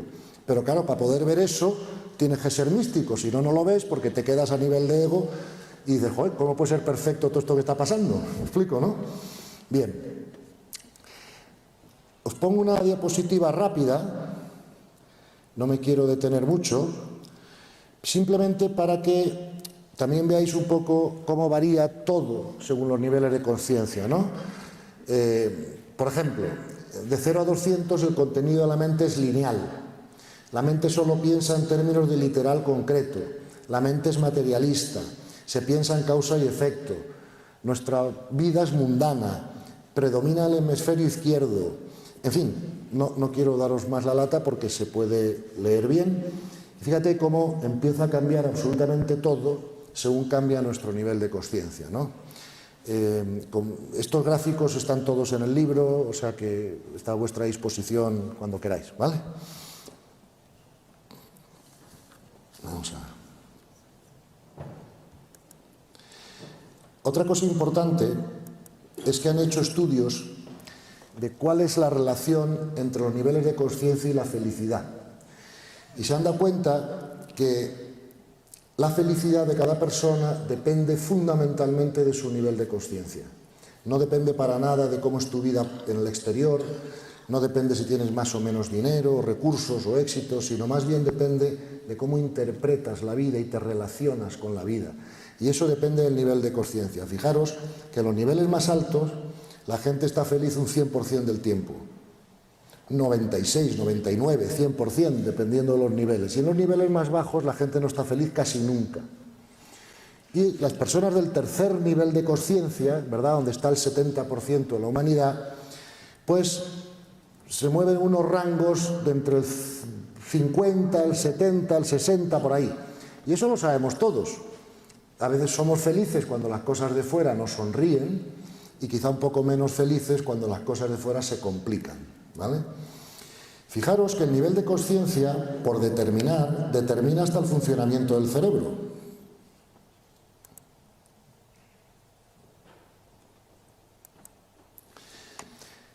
En los niveles de conciencia bajos, el cerebro funciona como aparece en ese gráfico a la izquierda. Y en los niveles de conciencia altos, el cerebro funciona como aparece en ese gráfico a la derecha. O sea, en el primer gráfico tú ves que el estímulo va directo al tálamo, de ahí pasa al córtex y va directo a la amígdala. Por eso la gente es reactiva. Esto lo podemos comprobar. Estoy seguro que si salimos ahora mismo a la calle y a todos los coches que pasan le enseñamos el dedo, ¿cuántos creéis que nos van a reaccionar? Siempre que hago esta pregunta en todas las salas me suelen decir, caray Gonzalo, el 90% más o menos. Y tienen razón, si hacemos experimento verás que 9 de cada 10 te reaccionan, ¿no? Te dicen algo a cambio. Ahora, imaginaros que la que viene conduciendo el coche es Teresa de Calcuta o Gandhi. Y cuando pasa el coche le enseñamos el dedo. ¿Vosotros creéis que ellos nos van a reaccionar? Y todos dicen, no, hombre, no, claro, ellos no. Y digo, ¡ay, si lo sabemos todos! Si esto no es nuevo, ¿no? Simplemente esto lo único que hace es ordenarnos un poco lo que ya sabíamos, ¿no? Con datos científicos más precisos. Eso es todo, ¿no? Bien, entonces, con esta... O sea, lo que tenemos que darnos cuenta con esto es lo siguiente, ¿no? Si yo os hago una pregunta, que sería esta. Si mañana os toca a cualquiera de vosotros 200 millones de euros a la lotería, ¿se lo vais a dejar manejar a un ignorante o vais a intentar buscar el mejor gestor posible que os ayude a invertir bien los recursos y tal? Y la gente siempre me contesta que Gonzalo, buscaremos el mejor gestor, por supuesto, no se lo vamos a dejar a un ignorante, ¿no? Y digo, claro.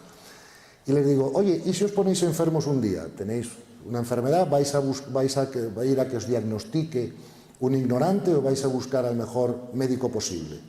Y todos me dicen, hombre, voy a ir al mejor médico posible.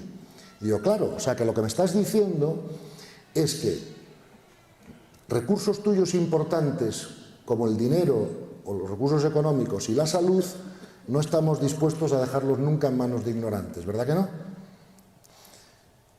Y ahora os hago otra pregunta. ¿Para qué nos sirve el dinero y la salud si no es para estar más felices y tener más paz? Para poco más, ¿no?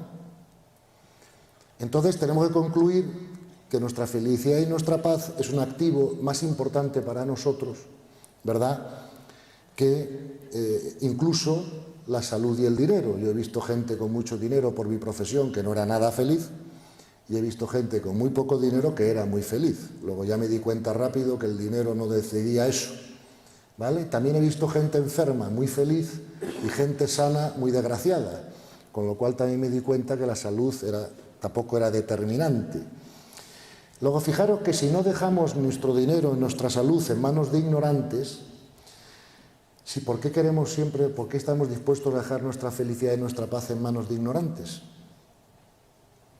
Cada vez que alguien nos confronta, nos insulta, nos descalifica, perdemos la paz, perdemos la felicidad. Claro, eso Teresa de Calcuta o Gandhi no harían eso con nadie. Luego, si alguien lo hace contigo es porque ese que lo está haciendo también es un ignorante, ¿no? Luego, entonces, ¿cómo vamos a dejar nuestra felicidad y nuestra paz en manos de ignorantes cuando no dejamos nuestro dinero, nuestra salud ni ningún otro recurso nuestro en manos de ignorantes? Esa es la pregunta que todos tenemos que responder. La respuesta es que solo podemos hacerlo cuando el nivel de conciencia es alto, porque aunque nos propusiéramos no reaccionar ante el estímulo de un ignorante, si nuestro nivel de conciencia es bajo no somos capaces de hacerlo, porque el cerebro no nos deja este funcionamiento de la derecha. ¿Ok? Bien, entonces, comprendido los niveles de conciencia, tenemos que introducir otro concepto importante en esto, ¿no? Vamos a ver. Si la conciencia colapsa el electrón y la conciencia, ya dijo Einstein y mucha gente, ¿no?, que eso no es al azar, entonces tenemos que preguntarnos qué intención o con qué propósito puede estar la conciencia creando las cosas, ¿verdad? Otra vez más, la ciencia no nos va a dar una respuesta a eso. La ciencia no sabe de intenciones ni de propósitos, la ciencia estudia realidades. Pero una vez que la ciencia nos ha dicho que lo más probable es que la conciencia colapsa el electrón, entonces nosotros sí que tenemos que preguntarnos cómo lo hace, por qué lo hace, con qué intención, ¿no? Entonces, se sabe desde hace mucho tiempo, hace miles de años, que esto ya viene escrito en los Vedas, en los Vedantas, en el Kybalión, muchos filósofos han hablado de ello, Plotino, Teilhard de Chardin, muchísimos, ¿no? Vamos a ver, cuando la conciencia colapsa el electrón, lo hace siguiendo unas leyes, ¿vale? Porque ya dijo Einstein que no lo hacía al azar, ¿ok? Y esas leyes no pueden tener, creo yo, otro sentido que pedagógico, ¿no? Si esto es una escuela de almas y la conciencia colapsa la realidad, pues lo hace con una intención de pedagogía para las almas, no para los egos, para las almas, ¿vale? El universo, lo que le pase a un cuerpo físico, le importa bastante poco. Yo me he comprado esta camisa y mañana me la quemo sin querer, pues no pasa nada, me la cambio por otra y sigo siendo el mismo, ¿no? Mientras la tengo, la voy a cuidar y la voy a valorar porque es un bien del universo que estoy administrando, ¿verdad? Pero no tiene más valor que eso, ¿eh? Entonces, la conciencia colapsa el electrón siguiendo unas leyes. Esas leyes se llaman las leyes universales, y no me estoy refiriendo a leyes de la física, como la gravedad, por ejemplo, porque la gravedad existe aquí, pero no existe en el espacio. Mientras que estas leyes universales de las que hablo existen en todos los sitios del universo, sin excepción ninguna, ¿verdad? Y son las leyes que rigen, ¿verdad?, la creación de la realidad física, ¿verdad?, por parte de la conciencia. Están muy descritas en el libro para que podáis ver con detalle. No me quiero entretener mucho en su explicación porque no tenemos tiempo para todo, pero esas leyes podemos decir que son 7 leyes, ¿verdad? La ley suprema del universo es la ley del amor, esa es la ley de la que se deriva todo lo demás. Después viene una ley que se llama la ley de la polaridad y la ley de la manifestación, que afectan a la creación y que, como nosotros todavía no estamos creando nada, pues no nos afectan mucho a nosotros, pero las 4 leyes más bajas nos afectan de lleno, ¿vale? Vamos a ver. La más alta de las 4 bajas se llama la ley de la evolución, ¿vale? Por ejemplo, si ponemos un paralelismo a un colegio, a una universidad de la Tierra, la ley de la evolución sería, o un colegio de la Tierra, la ley de la evolución sería la que dijera, ok, los alumnos de quinto de bachillerato tienen que aprobar química, física, matemáticas, etcétera, etcétera, etcétera. La ley más baja que esa, se llama la ley de correspondencia, es la que determina las condiciones concretas donde se hacen esos aprendizajes. ¿Ves? Por ejemplo, tú tienes que aprender química a las 5 de la tarde, los lunes, en el aula 3B con el profesor fulano de tal. ¿Ves? La ley de correspondencia es la que concreta para cada uno de nosotros las necesidades que nos marca la ley de evolución, ¿no? Luego, la ley que sigue, la ley de correspondencia, se llama ley de la armonía, ¿no? Que es la ley que... Claro, nosotros tenemos que saber que nosotros somos seres energéticos. Nosotros estamos hechos de energía, no de materia. Toda la materia del Empire State Building, por ejemplo, del edificio ese tan alto de Nueva York, la puedo poner en un grano de arroz. Para que ese grano de arroz pesaría millones de toneladas. Pero toda la materia del Empire State Building cabe en un grano de arroz. ¿Qué es lo que estamos pisando? Campos electromagnéticos, energéticos, pero no materia. ¿Vale? Entonces, la ley de armonía, como somos seres energéticos, nosotros emitimos energía y esa energía sale de nosotros y produce efectos. Vosotros recordáis que en la Edad Media, como no se habían descubierto las bacterias, llegaba la peste negra y todo el mundo se moría. Ayer nos lo explicaron en San Juan de Dios, hasta que fue el propio santo, por intuición, antes de Pasteur, el que nos explicaron que empezó a dividir los enfermos en distintos, sin saber todavía que lo de las bacterias existía como tal, porque eso se inventó después, ¿no? Pero claro, cuando se dieron cuenta que las bacterias se contagiaban por el aire, pues las enfermedades fueron mucho más fáciles de controlar, porque haces una cuarentena y se acabó el problema, ¿bien? Claro, nosotros no hemos sabido hasta hace muy poco que nosotros emitíamos energía y que nuestra energía interactuaba ahí fuera como las bacterias. Y yo tengo una frase que me gusta decírsela a mis hijos y a gente que me quiere escuchar, que les digo, mira, la energía es más contagiosa que la gripe. Yo he tenido la experiencia de estar con personas de alto nivel de conciencia, he tenido esa fortuna. Por ejemplo, una vez tuve una conversación larga, a solas, con Teresa Calcuta en Nueva York, y yo recuerdo que yo salí de allí como si hubiera metido heroína en vena, supongo, ¿no? Nunca he probado la heroína, pero es una sensación de contagio fabulosa. Y he tenido ocasiones en las que he tenido que tratar por mi trabajo profesional, pues con algún cliente o alguna persona, hombre, que no era Al Capone, pero casi, y recuerdo que sales de allí, pues sabes, con el estómago que no te encuentras bien. O sea, cuando estás expuesto a energías de alta vibración, se te contagian, y cuando estás expuesto a las de baja vibración, pues también tienden a contagiarse, ¿no? Esto lo comprendemos todos. Todos sabéis que si yo tengo aquí un vaso y lo lleno hasta la mitad de agua fría y la otra mitad le pongo agua caliente, pues todos sabemos que acabo con agua templada, ¿verdad? Porque hay una transmisión de temperatura entre las moléculas del agua. Entonces, eso mismo pasa con la energía. Cuando nosotros estamos junto a o conviviendo con una persona de altísimo nivel de energía, el efecto que eso produce en nosotros es intentar subir la nuestra, ¿no? Igual que se junta la temperatura del agua, ¿verdad? Entonces, la última ley del universo es la ley de la naturaleza, que todos conocemos, ¿no? Que esa ya la sabemos de siempre, el pez grande se come al chico, es una ley que no tiene corazón, pero las leyes inferiores pueden ser cambiadas por las superiores, pero no al revés, ¿ok? Entonces, fíjate,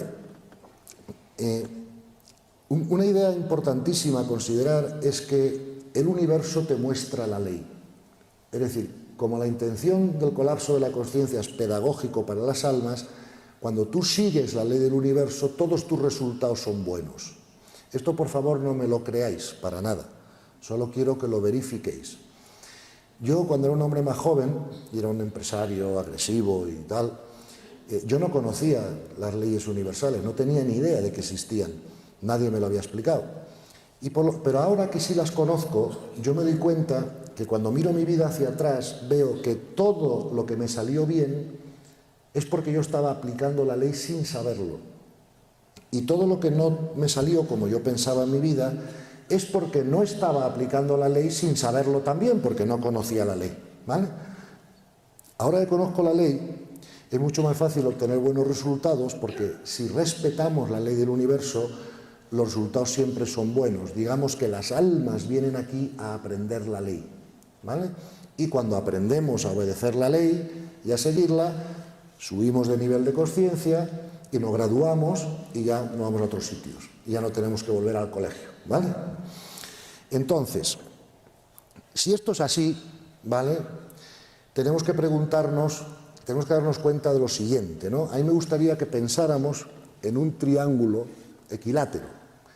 En este vértice de aquí abajo yo voy a poner la palabra comprensión. En este vértice voy a poner la palabra paz interior. Y en este de arriba voy a poner la palabra energía vital. ¿Ok? Entonces, fijaros que lo que están diciendo ahora es que el tesoro más importante que todos nosotros tenemos es nuestra energía vital.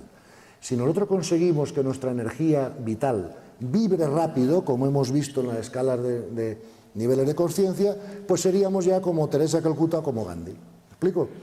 Pero no es el caso de toda la humanidad ahora, y lo que tenemos que hacer es aumentar esa vibración, ¿verdad?, de nuestra energía vital lo más posible. Como no existe una máquina en el mercado que yo pueda comprar, enchufármela al ombligo y me suba artificialmente la vibración, ¿verdad?, lo más parecido a esa máquina es poder pasar una tarde con Teresa de Calcuta, lo cual no es tan fácil para todos, pues tenemos que subirnos la energía vital nosotros mismos. Y la única manera que podemos subir la energía vital es a través de la paz interior. La paz interior es importantísima, no tanto para sentirnos bien, mal, que por supuesto, sino porque es el motor de subida de la energía vital. Y una cosa que os voy a plantear hoy es que, en mi opinión, no se puede subir la paz interior de una manera, ¿sabes?, sostenible, imperturbable, si no aumentamos la comprensión. ¿Okay? Fijaros que nosotros llevamos 2000 años de guerra en la humanidad. Ese es el resultado que hemos tenido. Cuando no era guerra física, era guerra psicológica, sino académica, sino económica, pero guerra. ¿Ok? Y la razón es porque no hemos comprendido cómo funciona el universo y no hemos comprendido quiénes somos nosotros. ¿Vale? Hemos tenido una visión excesivamente materialista de la realidad, incluso las personas que hemos sido religiosas o somos religiosos, ¿no? Porque hemos pensado que el ser humano es un ser físico con capacidad de trascendencia y no nos hemos dado cuenta de que el ser humano no es eso. El ser humano es un ser espiritual que está teniendo una experiencia física, ¿verdad? Entonces, tenemos que aprender a gestionar nuestro pensamiento para poder tener más paz interior. ¿Ok? Entonces, hay 3 cosas que podemos hacer con el pensamiento que creo que nos van a ayudar a todos a tener más paz. ¿No? Lo primero que podemos hacer es aprender a desmaterializar el pensamiento, identificarnos con lo que somos, con nuestra alma, empezar a vivir las cosas desde el alma. Y, por ejemplo, ¿vosotros conocéis algún alma que se muera en un accidente de tráfico? No, ¿verdad? Ok. ¿Qué se muere en un accidente de tráfico? El cuerpo físico. Entonces, imagínate que nosotros tenemos un ser querido que se muere en un accidente de tráfico. ¿Cómo nos vamos a sentir? Depende cómo pensemos al respecto, como hemos demostrado antes, ¿no? Fíjate, si yo tengo un ser querido que se muere en un accidente de tráfico y si yo fuera un místico, yo montaría una fiesta. Eso es lo que hacen los místicos cuando se mueren sus seres queridos. ¿Por qué son capaces de montar una fiesta? Por 2 razones fundamentales. Primero, porque se dan cuenta que su ser querido es un alma y no hay ningún alma que se muera. Luego ese ser querido no se ha muerto, ¿vale? Segundo, ese ser querido ya está de vacaciones. Pues qué bien que ha salido del colegio y que está en casa y que ya, ¿me entiendes?, está mucho mejor que aquí, ¿vale? Pero ¿qué pasa? Que la palabra clave es ser querido, no ser amado, ¿vale? Hay una enorme diferencia entre el amor y el cariño que tenemos que comprender, ¿vale? Vamos a ver. El cariño es un sentimiento y por lo tanto es variable. ¿Okay? Además, el cariño produce apegos y necesita un objeto sobre el que proyectarse. Yo quiero mucho a mi perro, mis amigos, mi familia, mi país, mi equipo de fútbol, mi organización, mi empresa, pero todo empieza por mí delante, ¿vale? Además, el cariño depende del comportamiento del otro. Por ejemplo, yo quiero mucho a mi pareja hasta que me pongan los cuernos con 5, entonces a lo mejor la quiero un poco menos, ¿vale? Veis que el cariño tiene sus problemas, ¿vale? El amor, esto me lo explicó muy claramente Teresa de Calcuta y los nuevos investigadores, el amor no es un sentimiento. Nadie va a sentir amor universal como siente el cariño. El amor es una comprensión y por eso no es variable, ¿ok? Además, el amor no depende del comportamiento del otro. El amor quiere lo mejor para el otro, conmigo o sin mí. ¿Ok? Por lo tanto, claro, la reacción de una persona ante la muerte de un ser querido, un accidente, depende mucho de cómo lo veamos. ¿Ok? Luego, si aprendemos a desmaterializar el pensamiento y vivir desde el alma y darnos cuenta que somos un alma, pasa otra cosa maravillosa, que es esta otra, ¿no? Esto también lo hablé con Teresa de Calcuta. Mira, ¿verdad que a nivel de cuerpo físico no somos hermanos? Tú tienes unos padres y yo otros, ¿vale? Pero yo te pregunto, ¿quién es el padre de tu alma? ¿Y quién es el padre de la mía? A nivel de alma sí que podemos considerarnos hermanos, porque tenemos el mismo padre. Entonces la cuestión es, ¿nos vamos a ver como cuerpos físicos y como egos o nos vamos a ver a nosotros mismos como almas? Y ahí nos jugamos la paz y la felicidad. Y el nivel de consciencia. Solo los de muy alto nivel de consciencia en el pasado habían sido capaces de verse como almas. Pero ahora, con la información moderna que tenemos y que hemos expuesto muy sucintamente, pero en el libro está más detallada, ya podemos de alguna manera empezar a pensar como los místicos sin serlo todavía, ¿verdad? Porque yo me di cuenta que cuando yo era un hombre joven, mi mente era un obstáculo para que yo pudiera, por ejemplo, vivir las enseñanzas evangélicas. Yo escuchaba, si te agreden o te ofenden, pon la otra mejilla. Y yo pensaba, caray, como pongo la otra mejilla me matan. Eso a Jesucristo no le importaría, ¿sabes?, que le crucificaran y tal, pero a mí, o sea, ¿cómo voy a hacer eso, no? Yo me acuerdo que escuchaba otra enseñanza evangélica que decía, tú dedícate a buscar el reino interior, el reino de Dios interior, que todo lo demás se te dará por añadidura. Y yo recuerdo que yo decía, joder, como yo no vaya a Harvard, yo no vaya a ver quién paga las facturas de mis hijos. ¿Dónde está la añadidura? ¿Cómo funciona? La gente me decía, hombre, Gonzalo, esto es un misterio, hay que creerlo por fe. Yo decía, no, si yo lo creo, lo que pasa es que yo soy empresario y yo no puedo trabajar con misterios, yo tengo que trabajar con cosas que comprenda, ¿no? Fijaros cómo cambia la película con esta información. Si la conciencia colapsa el electrón y lo hace siguiendo unas leyes, si yo quiero no recibir una agresión, tengo que estar dispuesto a poner la otra mejilla, es justo al revés. Es decir, si yo estoy dispuesto, realmente dispuesto a poner la otra mejilla ante una agresión o confrontación, la segunda no llega. ¿Por qué la conciencia no colapsa el electrón en esa dirección? Porque no es necesario. Y el amor es sabio y la sabiduría siempre es eficaz. El profesor Blasco es mucho más eficaz que yo dando una clase de economía. Tiger Woods es mucho más eficaz que yo haciendo un recorrido de golf. Él necesita 70 golpes y yo ni os cuento lo que necesito, ¿vale? Un médico es más eficaz que yo haciendo una operación porque hace una herida más pequeña, etc. La eficiencia siempre va ligada a la sabiduría. Luego, la conciencia no malgasta energía ni comete errores. Los errores los comete nuestra mente poniendo etiquetas a las cosas. Esto no me gusta, esto no me agrada, esto no me apetece. Pero eso es un tema del ego. Al que no le agrada y le apetece es el ego. El alma no tiene ese problema. Pongo un ejemplo con esto. Hace poco estaba comiendo yo en casa con mi hijo mayor, que a su vez tiene 5 hijos. Estaba comiendo con él, con mi nuera y con mis 5 nietos. Uno de los niños pequeños hizo una trastada. Y mi hijo pues lo castigó ahí en una habitación 5 minutos para que el niño reflexionara, ¿no? Cuando mi hijo volvió, yo no lo iba a desautorizar obviamente delante de su hijo, ¿no? Pero cuando volvió mi hijo, le dijo, oye tío, y te has pasado un poco, ¿no? Porque esto tampoco era para tanto, razona con el niño un poquito y ya está. Me contesta él, papá, es que tú siempre has sido un padre muy dialogante y tal, cosa que te agradecemos.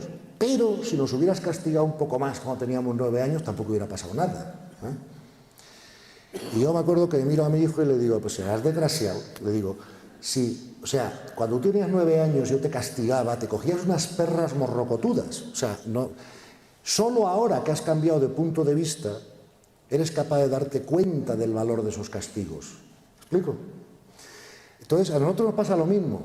Mientras estamos aquí, tenemos ego, las cosas que la conciencia crea para que nosotros podamos aprender, las resistimos, no nos gustan, nos molestan, claro, no son agradables a nuestro ego, ¿vale? A nadie le apetece partirse una pierna, pero a lo mejor partirse una pierna es la única manera de que ese alma pueda aprender paciencia, no lo sé. ¿Explico? Entonces, no nos gustan las cosas que nos ocurren, pero el día que nos muramos y el alma se desprende del cuerpo, por lo que se ve por los estudios que se sabe y las regresiones y lo que hacen, son las cosas que luego el alma más valora, porque son las que le han hecho crecer.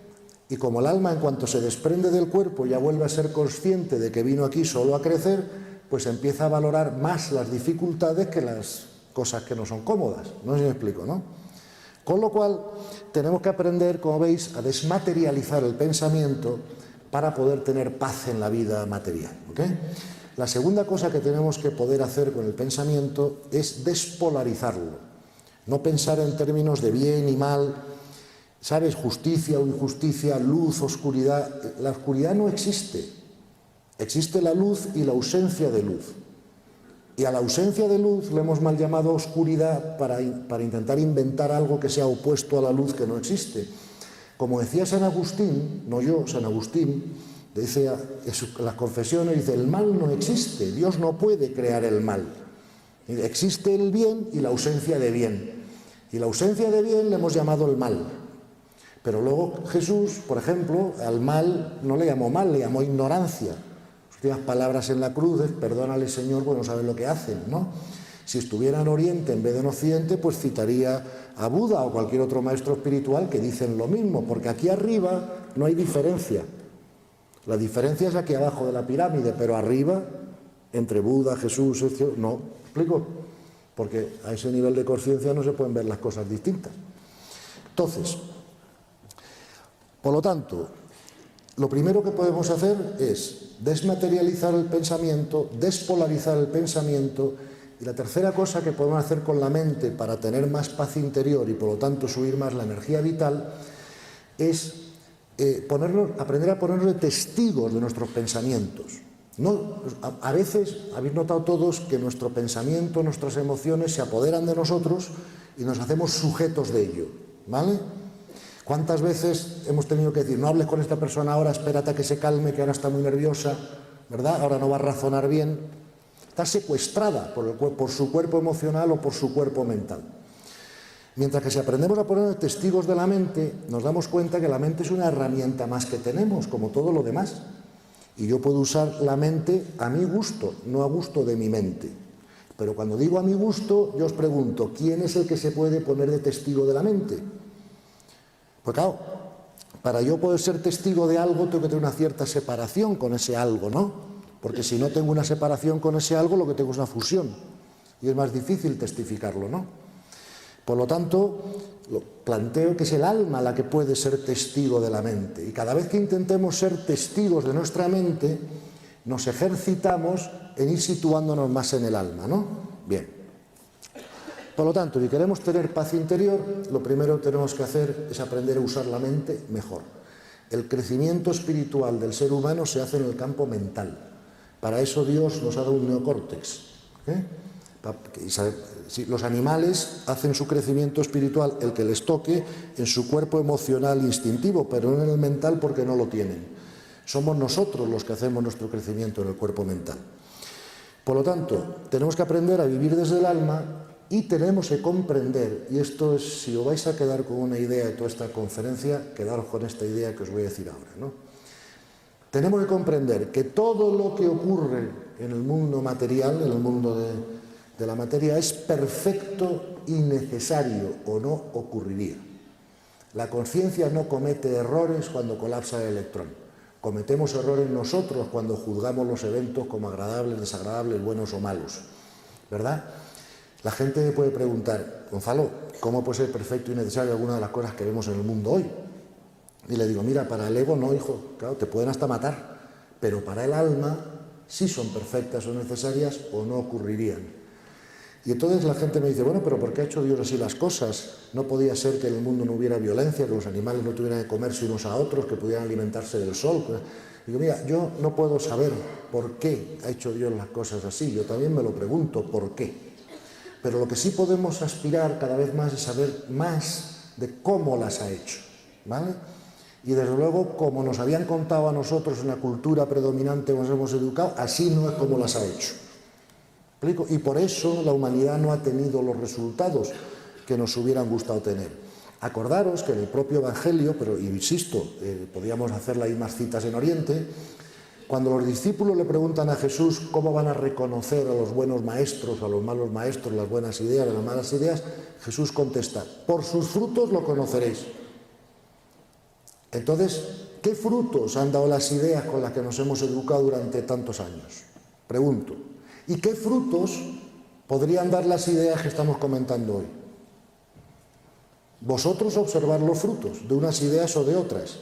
Aunque estas ideas que estamos presentando en este congreso a algunos les parezcan ciencia ficción o imposibles, aunque sean ciencia ficción o imposibles, yo os pido que hagáis un ejercicio. ¿Qué fruto tendría para vosotros empezar a pensar así sobre la realidad y sobre nosotros mismos? Enseguida os vais a dar cuenta que el fruto sería estupendo. ¿Me explico? Eso os vais a dar cuenta enseguida. Entonces, la cuestión es verificarlo. ¿Me explico? Los libros están ahí, la información está ahí, el YouTube está ahí, y hoy en día hay muchas personas explicando esta información y dando conferencias al respecto. Por lo tanto, si comprendemos que todo es perfecto y necesario, tenemos que aceptar todo lo que ocurre. Y cuando aceptamos lo que ocurre, a mí me gusta hablar de una ciencia que la llamo la aceptología, porque siempre se producen dos efectos invariables. Acordaros de las ondas gravitacionales. No las hemos fotografiado hacía poco tiempo, pero sí conocíamos los efectos, sabíamos que si nos tiramos del tejado nos matamos, ¿vale? Pues con esto de la aceptación pasa lo mismo. No hemos visto las ondas de aceptación por ningún lado, pero conocemos los efectos. Y los efectos son dos. El primer efecto es que cada vez que aceptamos la realidad, ganamos en paz interior. Eso es indiscutible, ¿okay? Pero no podemos aceptar algo que no comprendemos, porque la mente no admite información que no le parece lógica. Luego tenemos que tener un contexto en el que podemos comprender lo que ocurre de otra manera, ¿vale? Pero segundo, el segundo efecto de la aceptación es que cambia la situación. Eso es lo que no sabíamos hasta ahora. Esa es la añadidura en funcionamiento. Es decir, cuando yo acepto una situación, ya no tengo más que aprender de ella, porque ya he aprendido lo que me viene a enseñar. Toda situación viene a enseñarnos a mantener nuestra paz interior invulnerable. Ocurra lo que ocurra ahí fuera. Luego, ante algo que ocurra ahí fuera, que para mi ego no es agradable, yo consigo mantener mi paz invulnerable, lo comprendo, lo agradezco, ¿no?, como algo útil para mi alma en vez de resistirlo, ya he aprendido la lección que eso me viene a enseñar. Y por lo tanto la conciencia no va a seguir malgastando energía manteniendo vivo un evento que ya no es necesario. Otra vez más, no me creáis, verificarlo vosotros mismos. Todos vosotros seguro que tenéis algún problema en la vida, porque eso es la naturaleza de la vida. O vamos, si no es un problema, pues es algo ahí que os guste menos que otras cosas, lo que sea. Pues yo, hasta ahora no habéis resuelto la situación aplicando los métodos normales, pues os sugiero aplicar la aceptación y a ver qué pasa. Y curiosamente, como esto ya llevamos muchos años en esto y como muchos de todos me dicen lo mismo, dicen, en cuanto acepto, punto, se arregla. Mágicamente, milagrosamente, digo, claro, la añadidura. ¿Explico? Entonces, la aceptación es algo muy importante. Por último, me gustaría hablar un segundo de otro tema que nos quita mucha paz, porque estamos intentando aprender a mantener la energía vital alta, ¿no?, en todo momento. Y una de las cosas que nos quita muchísima paz es lo que yo llamo el paradigma de la víctima. ¿Qué?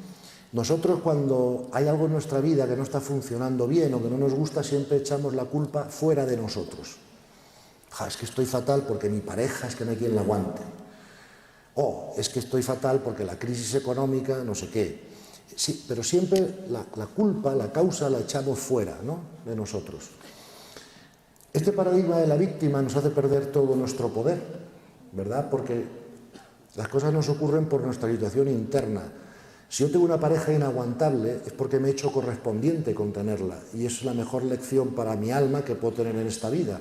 Aprender, cuando tienes una pareja difícil, tienes que aprender a poner límites, a perdonar, a no reaccionar ante las agresiones. Tienes que aprender muchas cosas para el alma. ¿Me explico? Entonces, yo tengo que darme cuenta que si yo no tuviera esa necesidad de aprendizaje, yo no tendría esa pareja, por poner un ejemplo. Cualquier otra cosa de la vida vale igual, ¿ok? Y cuando yo resuelva el problema de aceptación que tengo con esa situación desaparece de mi vida, sin que yo haga nada. O bien la pareja cambia y ya no hay problema, o bien se separa y ya no hay problema, o bien se muere, o bien lo que sea. Pero una vez que yo acepto la situación, la realidad cambia en mi vida porque ya no tiene más que enseñarme, ¿ok? Por lo tanto, tenemos que aprender a soltar agenda propia, ¿no? Yo recuerdo cuando era un chico más joven, y a mí me preguntaban, me acuerdo de los propósitos de Año Nuevo, ¿no? Oye, Gonzalo, ¿qué quieres que ocurra en el año que viene? Y yo, pues, tenía una lista de cosas así, que mis hijos no sé qué, que mi mujer no sé cuánto, que el negocio no sé cuánto, que tal y de cual. Y al final era un horror, porque era un estrés y una angustia intentar que se cumplieran todas esas cosas que yo tenía en mi lista, ¿no? Sin embargo, si a mí me preguntan ahora, Gonzalo, ¿qué quieres que pase el año que viene? Yo tengo una cosa en la lista, y solo una, ¿vale? Lo que el universo quiera, lo que la consciencia decida, lo que Dios quiera, en definitiva. Me puedo llamarlo Dios, que el absoluto del universo, al final es lo mismo, ¿no? Entonces, yo quiero lo que Dios quiera. ¿Por qué? Porque eso es lo mejor para la evolución de mi alma. Y Él lo sabe mejor que yo, la conciencia. Pues que mañana me parto una pierna, pues estupendo, eso es lo que necesitaba en ese momento, si no me lo hubiera partido, si no. ¿Explico? Y lo que intento es trabajar en subir ese nivel de conciencia lo antes posible para necesitar las menores roturas de pierna posibles por el camino, ¿no?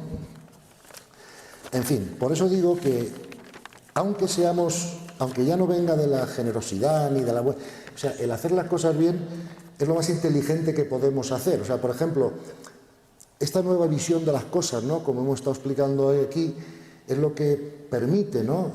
Cambiar de manera de pensar. Por ejemplo, yo, cuando era un hombre joven, a mí el Evangelio me parecía unas enseñanzas preciosas, pero casi inalcanzables, no sé si me explico.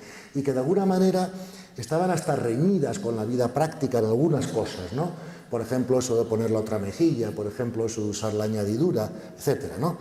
Pero yo ahora me doy cuenta que la manera más inteligente de vivir la vida en la práctica es seguir las enseñanzas evangélicas. Bueno, o espirituales de otras tradiciones, me es igual, todas son buenas porque todas son las mismas, ¿vale? Y tenemos que comprender que el crecimiento espiritual tiene 3 patas, ¿ok? Esto es muy importante de comprender. Porque la gente que ha querido crecer espiritualmente en el pasado se ha concentrado mucho en una de las patas, que es la tercera pata, como yo digo, ¿no? Que es la gestión de la energía, de alguna manera. Entonces, si eres cristiano, muchos sacramentos, mucho esto, mucho aquello. Si eres oriental, pues entonces mucha meditación, mucho yoga, mucho lo que sea. Pero Jesús en el Evangelio nos dice, antes de venir al templo, arregla las cosas con tus hermanos ahí fuera, ¿no? Entonces, esas son las 2 primeras patas del crecimiento espiritual, que es la información correcta y el entrenamiento en esa información. Hoy he hablado del entrenamiento, ¿me explico?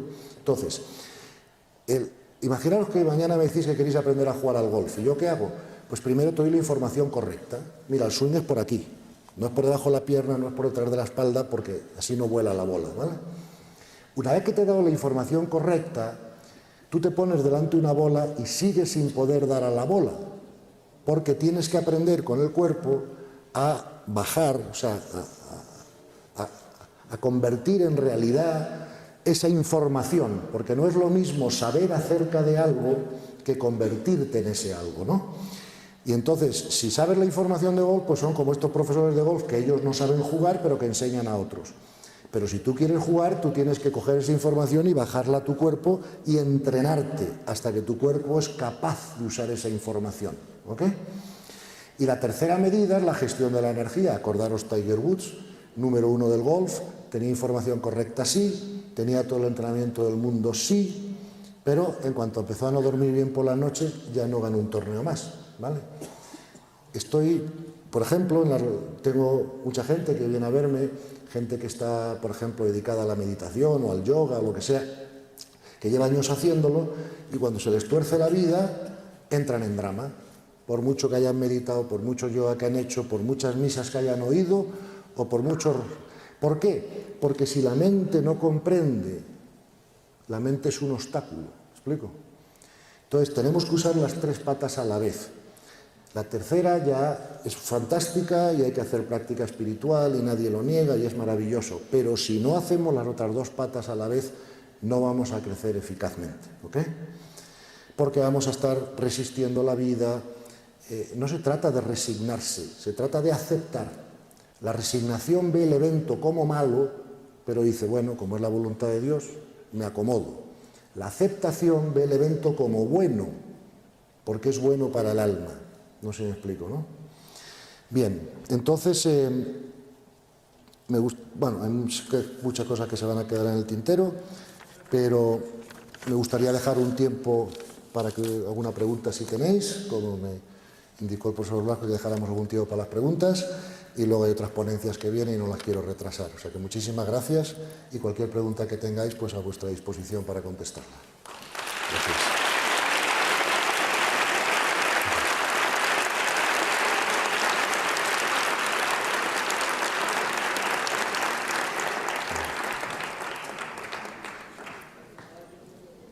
¿Alguien se atreve con alguna pregunta? Sí, tú. A ver. ¿Cómo puede una persona que no tiene un cierto nivel decir las mismas palabras una semana que estoy diciendo la misma? La pregunta tuya, perdona, es ¿cómo puede una persona que no tiene un gran nivel de conciencia decir las palabras que he dicho yo hoy? ¿En una semana? Bueno, vamos a... ¿Perdón? Las dijo hace una semana. Las mismas palabras que digo yo hoy. Pues me parece, seguramente será una persona que ha tenido la inquietud que he tenido yo de investigar. Vamos a ver. Como digo en el prólogo de mi libro, yo decidí cambiar mi vida porque yo era empresario, ¿no? Y voy a contestar la pregunta, a lo mejor que sea con un pequeño rodeo, ¿no? Yo era empresario y tuve la gran fortuna, que ahora ya sé que no es fortuna, sino correspondencia, de que tuve éxito profesional muy pronto en mi vida, ¿no? Con un trabajo muy intenso, etcétera, pero tuve éxito muy pronto. Y cuando era un hombre muy joven, pues tenía la vida económicamente resuelta, la carrera profesional pues muy bien, hijos estupendos, tenía salud, o sea, no tenía ningún problema en la vida, ¿no? Y aún así, yo no era feliz. Yo tenía noches sin dormir de vez en cuando, cosas que me preocupaban, angustias, algunos problemas de relaciones. ¿Me explico? Y yo dije, pues si he hecho todo lo que me ha dicho la sociedad, la cultura, la religión, ¿qué tengo que hacer para ser feliz? ¿Y por qué no soy feliz? Y entonces eso me llevó a una búsqueda, ¿no? Yo me di cuenta que no había en la cultura en ese momento nada que me fuera a resolver ese problema, porque además yo miraba a mi alrededor y me daba cuenta que los demás tampoco eran felices. O sea, ni mis amigos, ni mis clientes, y todos eran gente, muchos de ellos, con buen éxito profesional y con buenas condiciones de vida y circunstancias normales, y aún así no eran felices. No te digo ya si alguno le decía que tenían un cáncer o se arruinaba, lo que sea, entonces ya el tema se complicaba, ¿no? Y eso me llevó a darme cuenta que yo tenía que investigar qué pasaba, ¿vale? Y yo empecé a investigar la ciencia moderna, porque pensé, a lo mejor la ciencia o la filosofía moderna, yo vivía en Estados Unidos, todo esto se hablaba mucho, ya se empezaba a hablar hace 20 años, 15 años, de algunas cosas que os he contado hoy, y dediqué pues el equivalente a 4 tesis doctorales, ¿no? Unas 3.000 horas, corregirme, o 4.000 a estudiar todo eso, ¿no? Claro, entonces yo a partir de que estudié todo eso, yo ya podía hablar de ello, aunque no hubiera subido mi nivel de consciencia. No sé si me explico, porque no lo hubiera practicado en mi vida lo suficiente, pero ya teóricamente conocía el tema. Por ejemplo, yo puedo dar una clase de finanzas, ¿sí?, con más o menos nivel de consciencia, no importa tanto, la información es la que es, ¿no? Pero claro, lo que yo no puedo hacer, o sea, por ejemplo, yo puedo dar una clase de física cuántica mejor que Teresa de Calcuta, pero para mi desgracia el nivel de consciencia de ella era muy superior al mío. No tiene que ver una cosa con la otra, ¿no? A veces, ¿no? Entonces, si esta persona se ha aprendido esto, he metido las miles de horas que he metido yo a estudiarlo, y luego, claro, como los científicos fueron los que me llevaron a los místicos. Estas frases que os he leído hoy, de todos estos premios Nobel, que están diciendo, mira, pensamos lo mismo que pensaban los místicos sobre la realidad. Entonces dije, caray, pues entonces voy a leer yo a los místicos, a ver qué me entero. Y me pasé otras 3.000 o 4.000 horas leyendo místicos, de Oriente, de Occidente, de no sé qué, ¿vale? Y eso me trajo mucha información y era capaz de dar conferencias y explicarlo, pero mi nivel de conciencia cambió y por lo tanto mi felicidad con él, ¿verdad?, cuando lo practiqué, cuando me entrené yo mismo en esas ideas que estamos hoy hablando, ¿no? Y fue en ese momento cuando me cambió mi sensación interna de felicidad y de paz, lo cual no quiere decir que yo no hubiera podido decir lo mismo que he dicho hoy hace 4 años. Hombre, hubiera dicho lo mismo.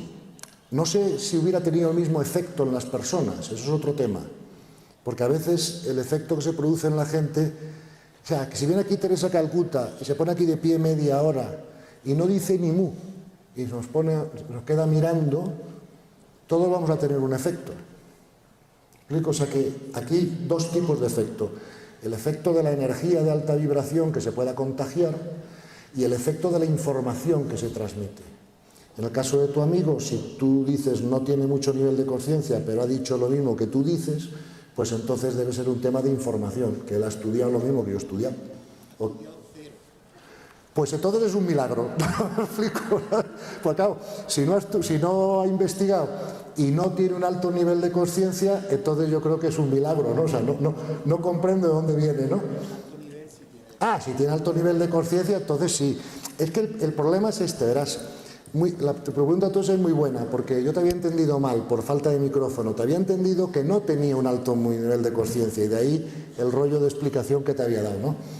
Vamos a ver, si el nivel de conciencia es alto, la información viene con ello. O sea, vamos a ver, la energía es la contenedora de la información, ¿verdad? Yo en esta botella no puedo meter 2 litros de agua porque se rebosarían. Si quiero meter 2 litros de agua, tengo que tener una botella más grande para poder contener esos 2 litros, ¿vale? Entonces, cuanto más rápido vibra la energía, más información puede contener.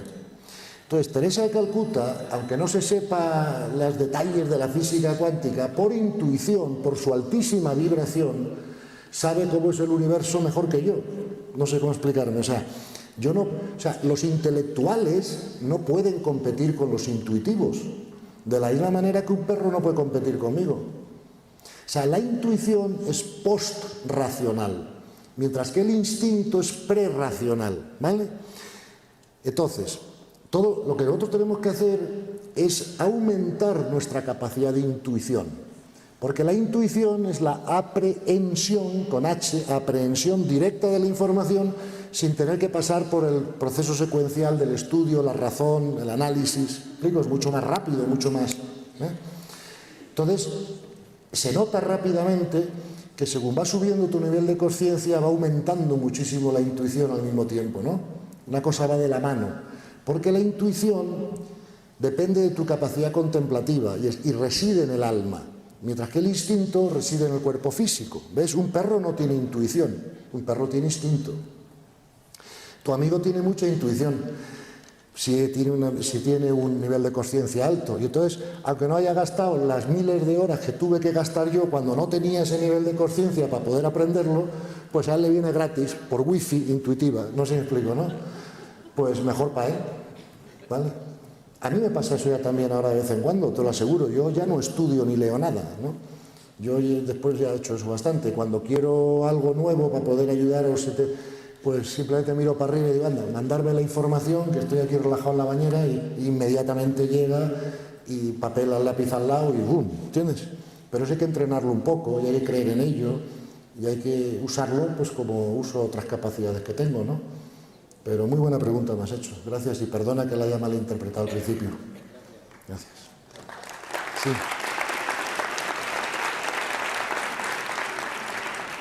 ¿Hay otra pregunta por ahí? A ver. Aquí había una pregunta, vamos por secciones, Sí. vamos a la palma. A ver, ¿cuando nacemos todos? Cuando nacemos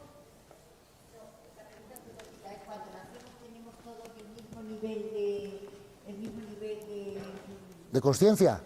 de conciencia, No. de vibración, de tal. No. ¿Hay justicia al nacer que somos todos iguales? Vale, ok. Perdona, vuelvo aquí a contestarte porque con este micrófono creo que no me oye. Mira, la injusticia no existe en el universo. Igual que no existe la suerte, no existe la injusticia. El universo te hace una justicia perfecta. El orden del universo es perfecto. Nosotros creemos que hay injusticia porque nuestra mente no nos deja ver la realidad como es. ¿Me explico? Pero no hay injusticia en el universo. Segundo, todas las almas, esto sí que está demostrado científicamente, todas las almas tienen un nivel de conciencia distinto al nacer. Mira, cuando tuve la ocasión de hablar con Teresa de Calcuta en Nueva York, yo le pregunté esto, le pregunté, Teresa, ¿tú nunca has tenido la tentación, la inclinación, lo que sea, de ser una mujer normal, casarte, tener hijos, lo que sea? ¿Sabes qué me contestó? Me dijo, desde que soy niña, Gonzalo, sé que no puedo limitar mi amor a tan poca gente. Eso Al Capone no te lo contesta de niño.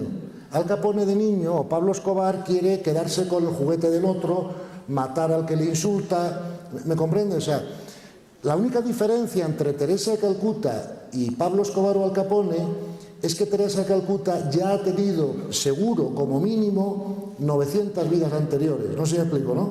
Y es una alumna de Coe, su alma me refiero, ¿no? Mientras que el alma de Al Capone y de este otro, o de Pablo Escobar o gente así, son almas de párvulos. ¿Me explico? Pero conviven las tres en la Tierra, ¿no? Pero son almas de muy diferente desarrollo de consciencia o espiritual, ¿no? No es que Teresa de Calcuta sea mejor o peor que Pablo Escobar. Sabremos si Teresa de Calcuta es mejor o peor que Pablo Escobar cuando el alma de Pablo Escobar tenga tantas experiencias como la de Calcuta, y entonces veremos quién las ha aprovechado mejor. Pero claro, obviamente, mira, yo tengo una nieta, una de mis nietas aparentemente tiene un coeficiente intelectual altísimo, ¿vale? Y seguro que cuando tenga mi edad me va a dar sopas con onda en todo, ¿no? Pero claro, yo hoy tengo 60 años y ella tiene 3. Y entonces, por mucho que tenga un coeficiente intelectual muy alto mi nieta, todavía no va a ganar al ajedrez, ¿me explico? Ahora, cuando tenga mi edad, pues bueno, ya veremos, ¿no? Sí hay diferencia de nivel de conciencia entre todas las personas al nacer, no hay ninguna injusticia, tú ya fuiste una niña de kindergarten, supongo, en su momento, ahora ya no lo necesitas, estás haciendo otras cosas en tu vida, pero los colegios siguen ahí porque hay niños de kindergarten que siguen naciendo y necesitando el colegio. Te he contestado, pero no. Sí. ¿Alguna otra pregunta o pasamos a la siguiente? ¿Qué? Por aquí. Por aquí. Aquí. Sí. Sí. Voy. Voy a por ti después. Perdona, es que a veces de aquí no se ve porque la luz... Pero ahora ya te he visto. Vamos, a ver, espera. A ver. Por aquí. Sí. Hola, buenos días. Mire, Sí. ahora, ¿me ves? Aquí. Ah, perdón, es que estoy cegado con esto y sale el sonido por ahí y estoy mirando para allá. A ver, dime.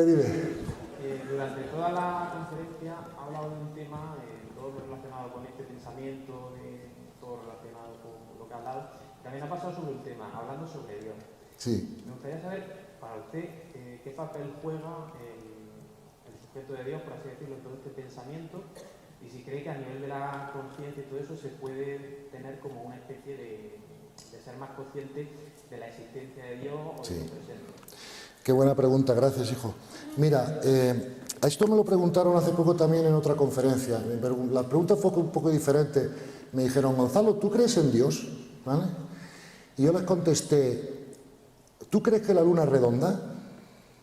Y él me dijo, no, yo no creo que la luna es redonda, yo sé que la luna es redonda porque he visto muchas fotos, ¿no? Yo contesto igual a la pregunta sobre Dios cuando me la hacen a mí. Yo no es que crea en Dios, creer en Dios me parece algo todavía débil.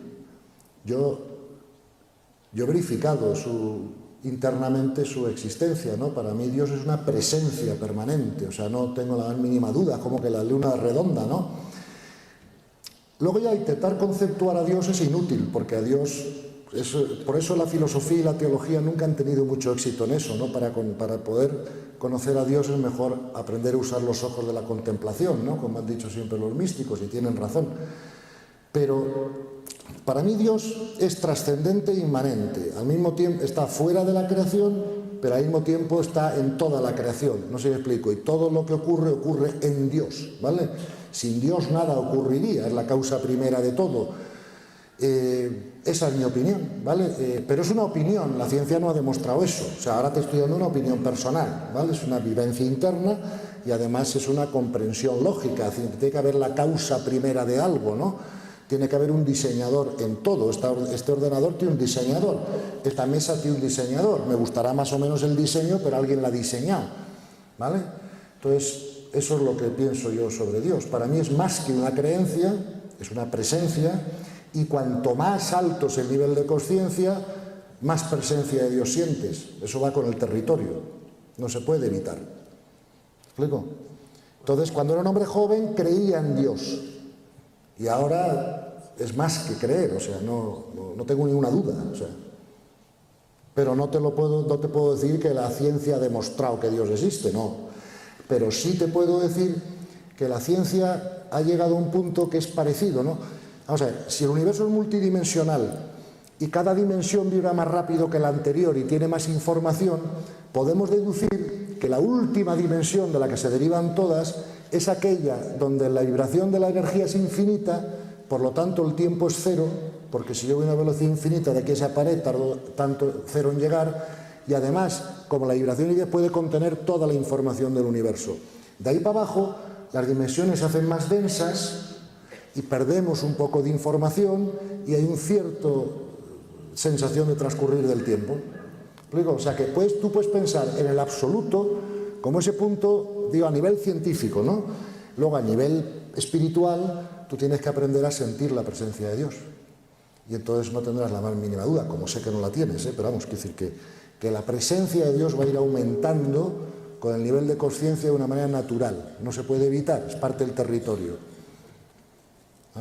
Perdona, ¿tenías una pregunta tú? Sí, un momento, por favor. Sí. Hay y la última. congresista que está deseando preguntar hace tiempo. Sí. Rojo, está por el medio. Llevamos media hora de retraso. Pues ya, pues la última. Por favor, si hay alguna pregunta más, la hacen ustedes todas directamente. Gonzalo resume en la vida a la hora de comer. Porque tenemos que hacer una pausa de unos 20 minutos y después acabaremos a las 2:30 aproximadamente. Es muy breve. Bueno, en primer lugar, quiero felicitarlo por el disfrute que ha supuesto para mí escucharlo. Muchas gracias. Porque, bueno, pues me voy con una concepción distinta sobre muchas cosas, muchas ideas que pululaban en mi mente, pero que no le podía ayudar de una forma precisa porque quizás me faltaba un poco de vocabulario que sea añadido. Y por otra parte quería preguntarle las diferencias que hay, si es que las hay, entre el nivel de aceptación que una persona puede tener ante determinadas circunstancias que han sucedido en su vida, o el nivel de resignación, si podemos llamarlo así, que puede ir, va en paralelo o tiene niveles o tiene diferencias, diferentes estadios, o cómo se conjuga eso. Gracias. No, hija, gracias por tu pregunta, que es muy buena. Mira, son niveles, ¿vale? Ante los eventos hay tres posibles actitudes, ¿vale? La primera actitud es la actitud de resistencia total. Es decir, por ejemplo, se muere un ser querido, ¿vale? Primera posibilidad, resistencia total. Depresión, no puedo más, no puedo vivir sin esta persona, en fin, tristeza absoluta, o sea, ese es el primer nivel. El segundo nivel lo podríamos llevar la resignación. ¿La has oído hablar, habéis oído llamar alguna vez resignación cristiana? ¿Qué? Ahora, la resignación es mejor que lo primero, ¿vale? Pero la resignación tiene un problema, que es que todavía te consume energía. Porque la resignación sigue viendo el evento como malo. Se ha muerto un ser querido, esto es malo. Pero como tengo fe y creo en Dios, pues entonces creo que se va a cumplir la voluntad y eso me consuela. Y me resigno, ¿verdad?, a acoplarme a la voluntad de Dios. Pero mi mente sigue viendo el evento como malo. El tercer nivel es la aceptación del que te propongo. Porque la diferencia entre la aceptación y la resignación es que la aceptación ve el evento como bueno. Porque si ha ocurrido es bueno para las almas o no puede ocurrir. ¿Me explico? Entonces, la aceptación es un paso más que la resignación a la hora de tener paz interior. Por lo tanto, hay relación entre ellas, pero la relación entre la resignación y la aceptación es que la resignación ve el evento como malo y se sobrepone con la confianza en Dios, mientras que la aceptación ve el evento como bueno, porque es bueno para las almas, aunque no sea agradable para tu ego. ¿Vale? O esa es mi opinión. Ok, gracias. Hacemos una pausa de unos 25 minutos.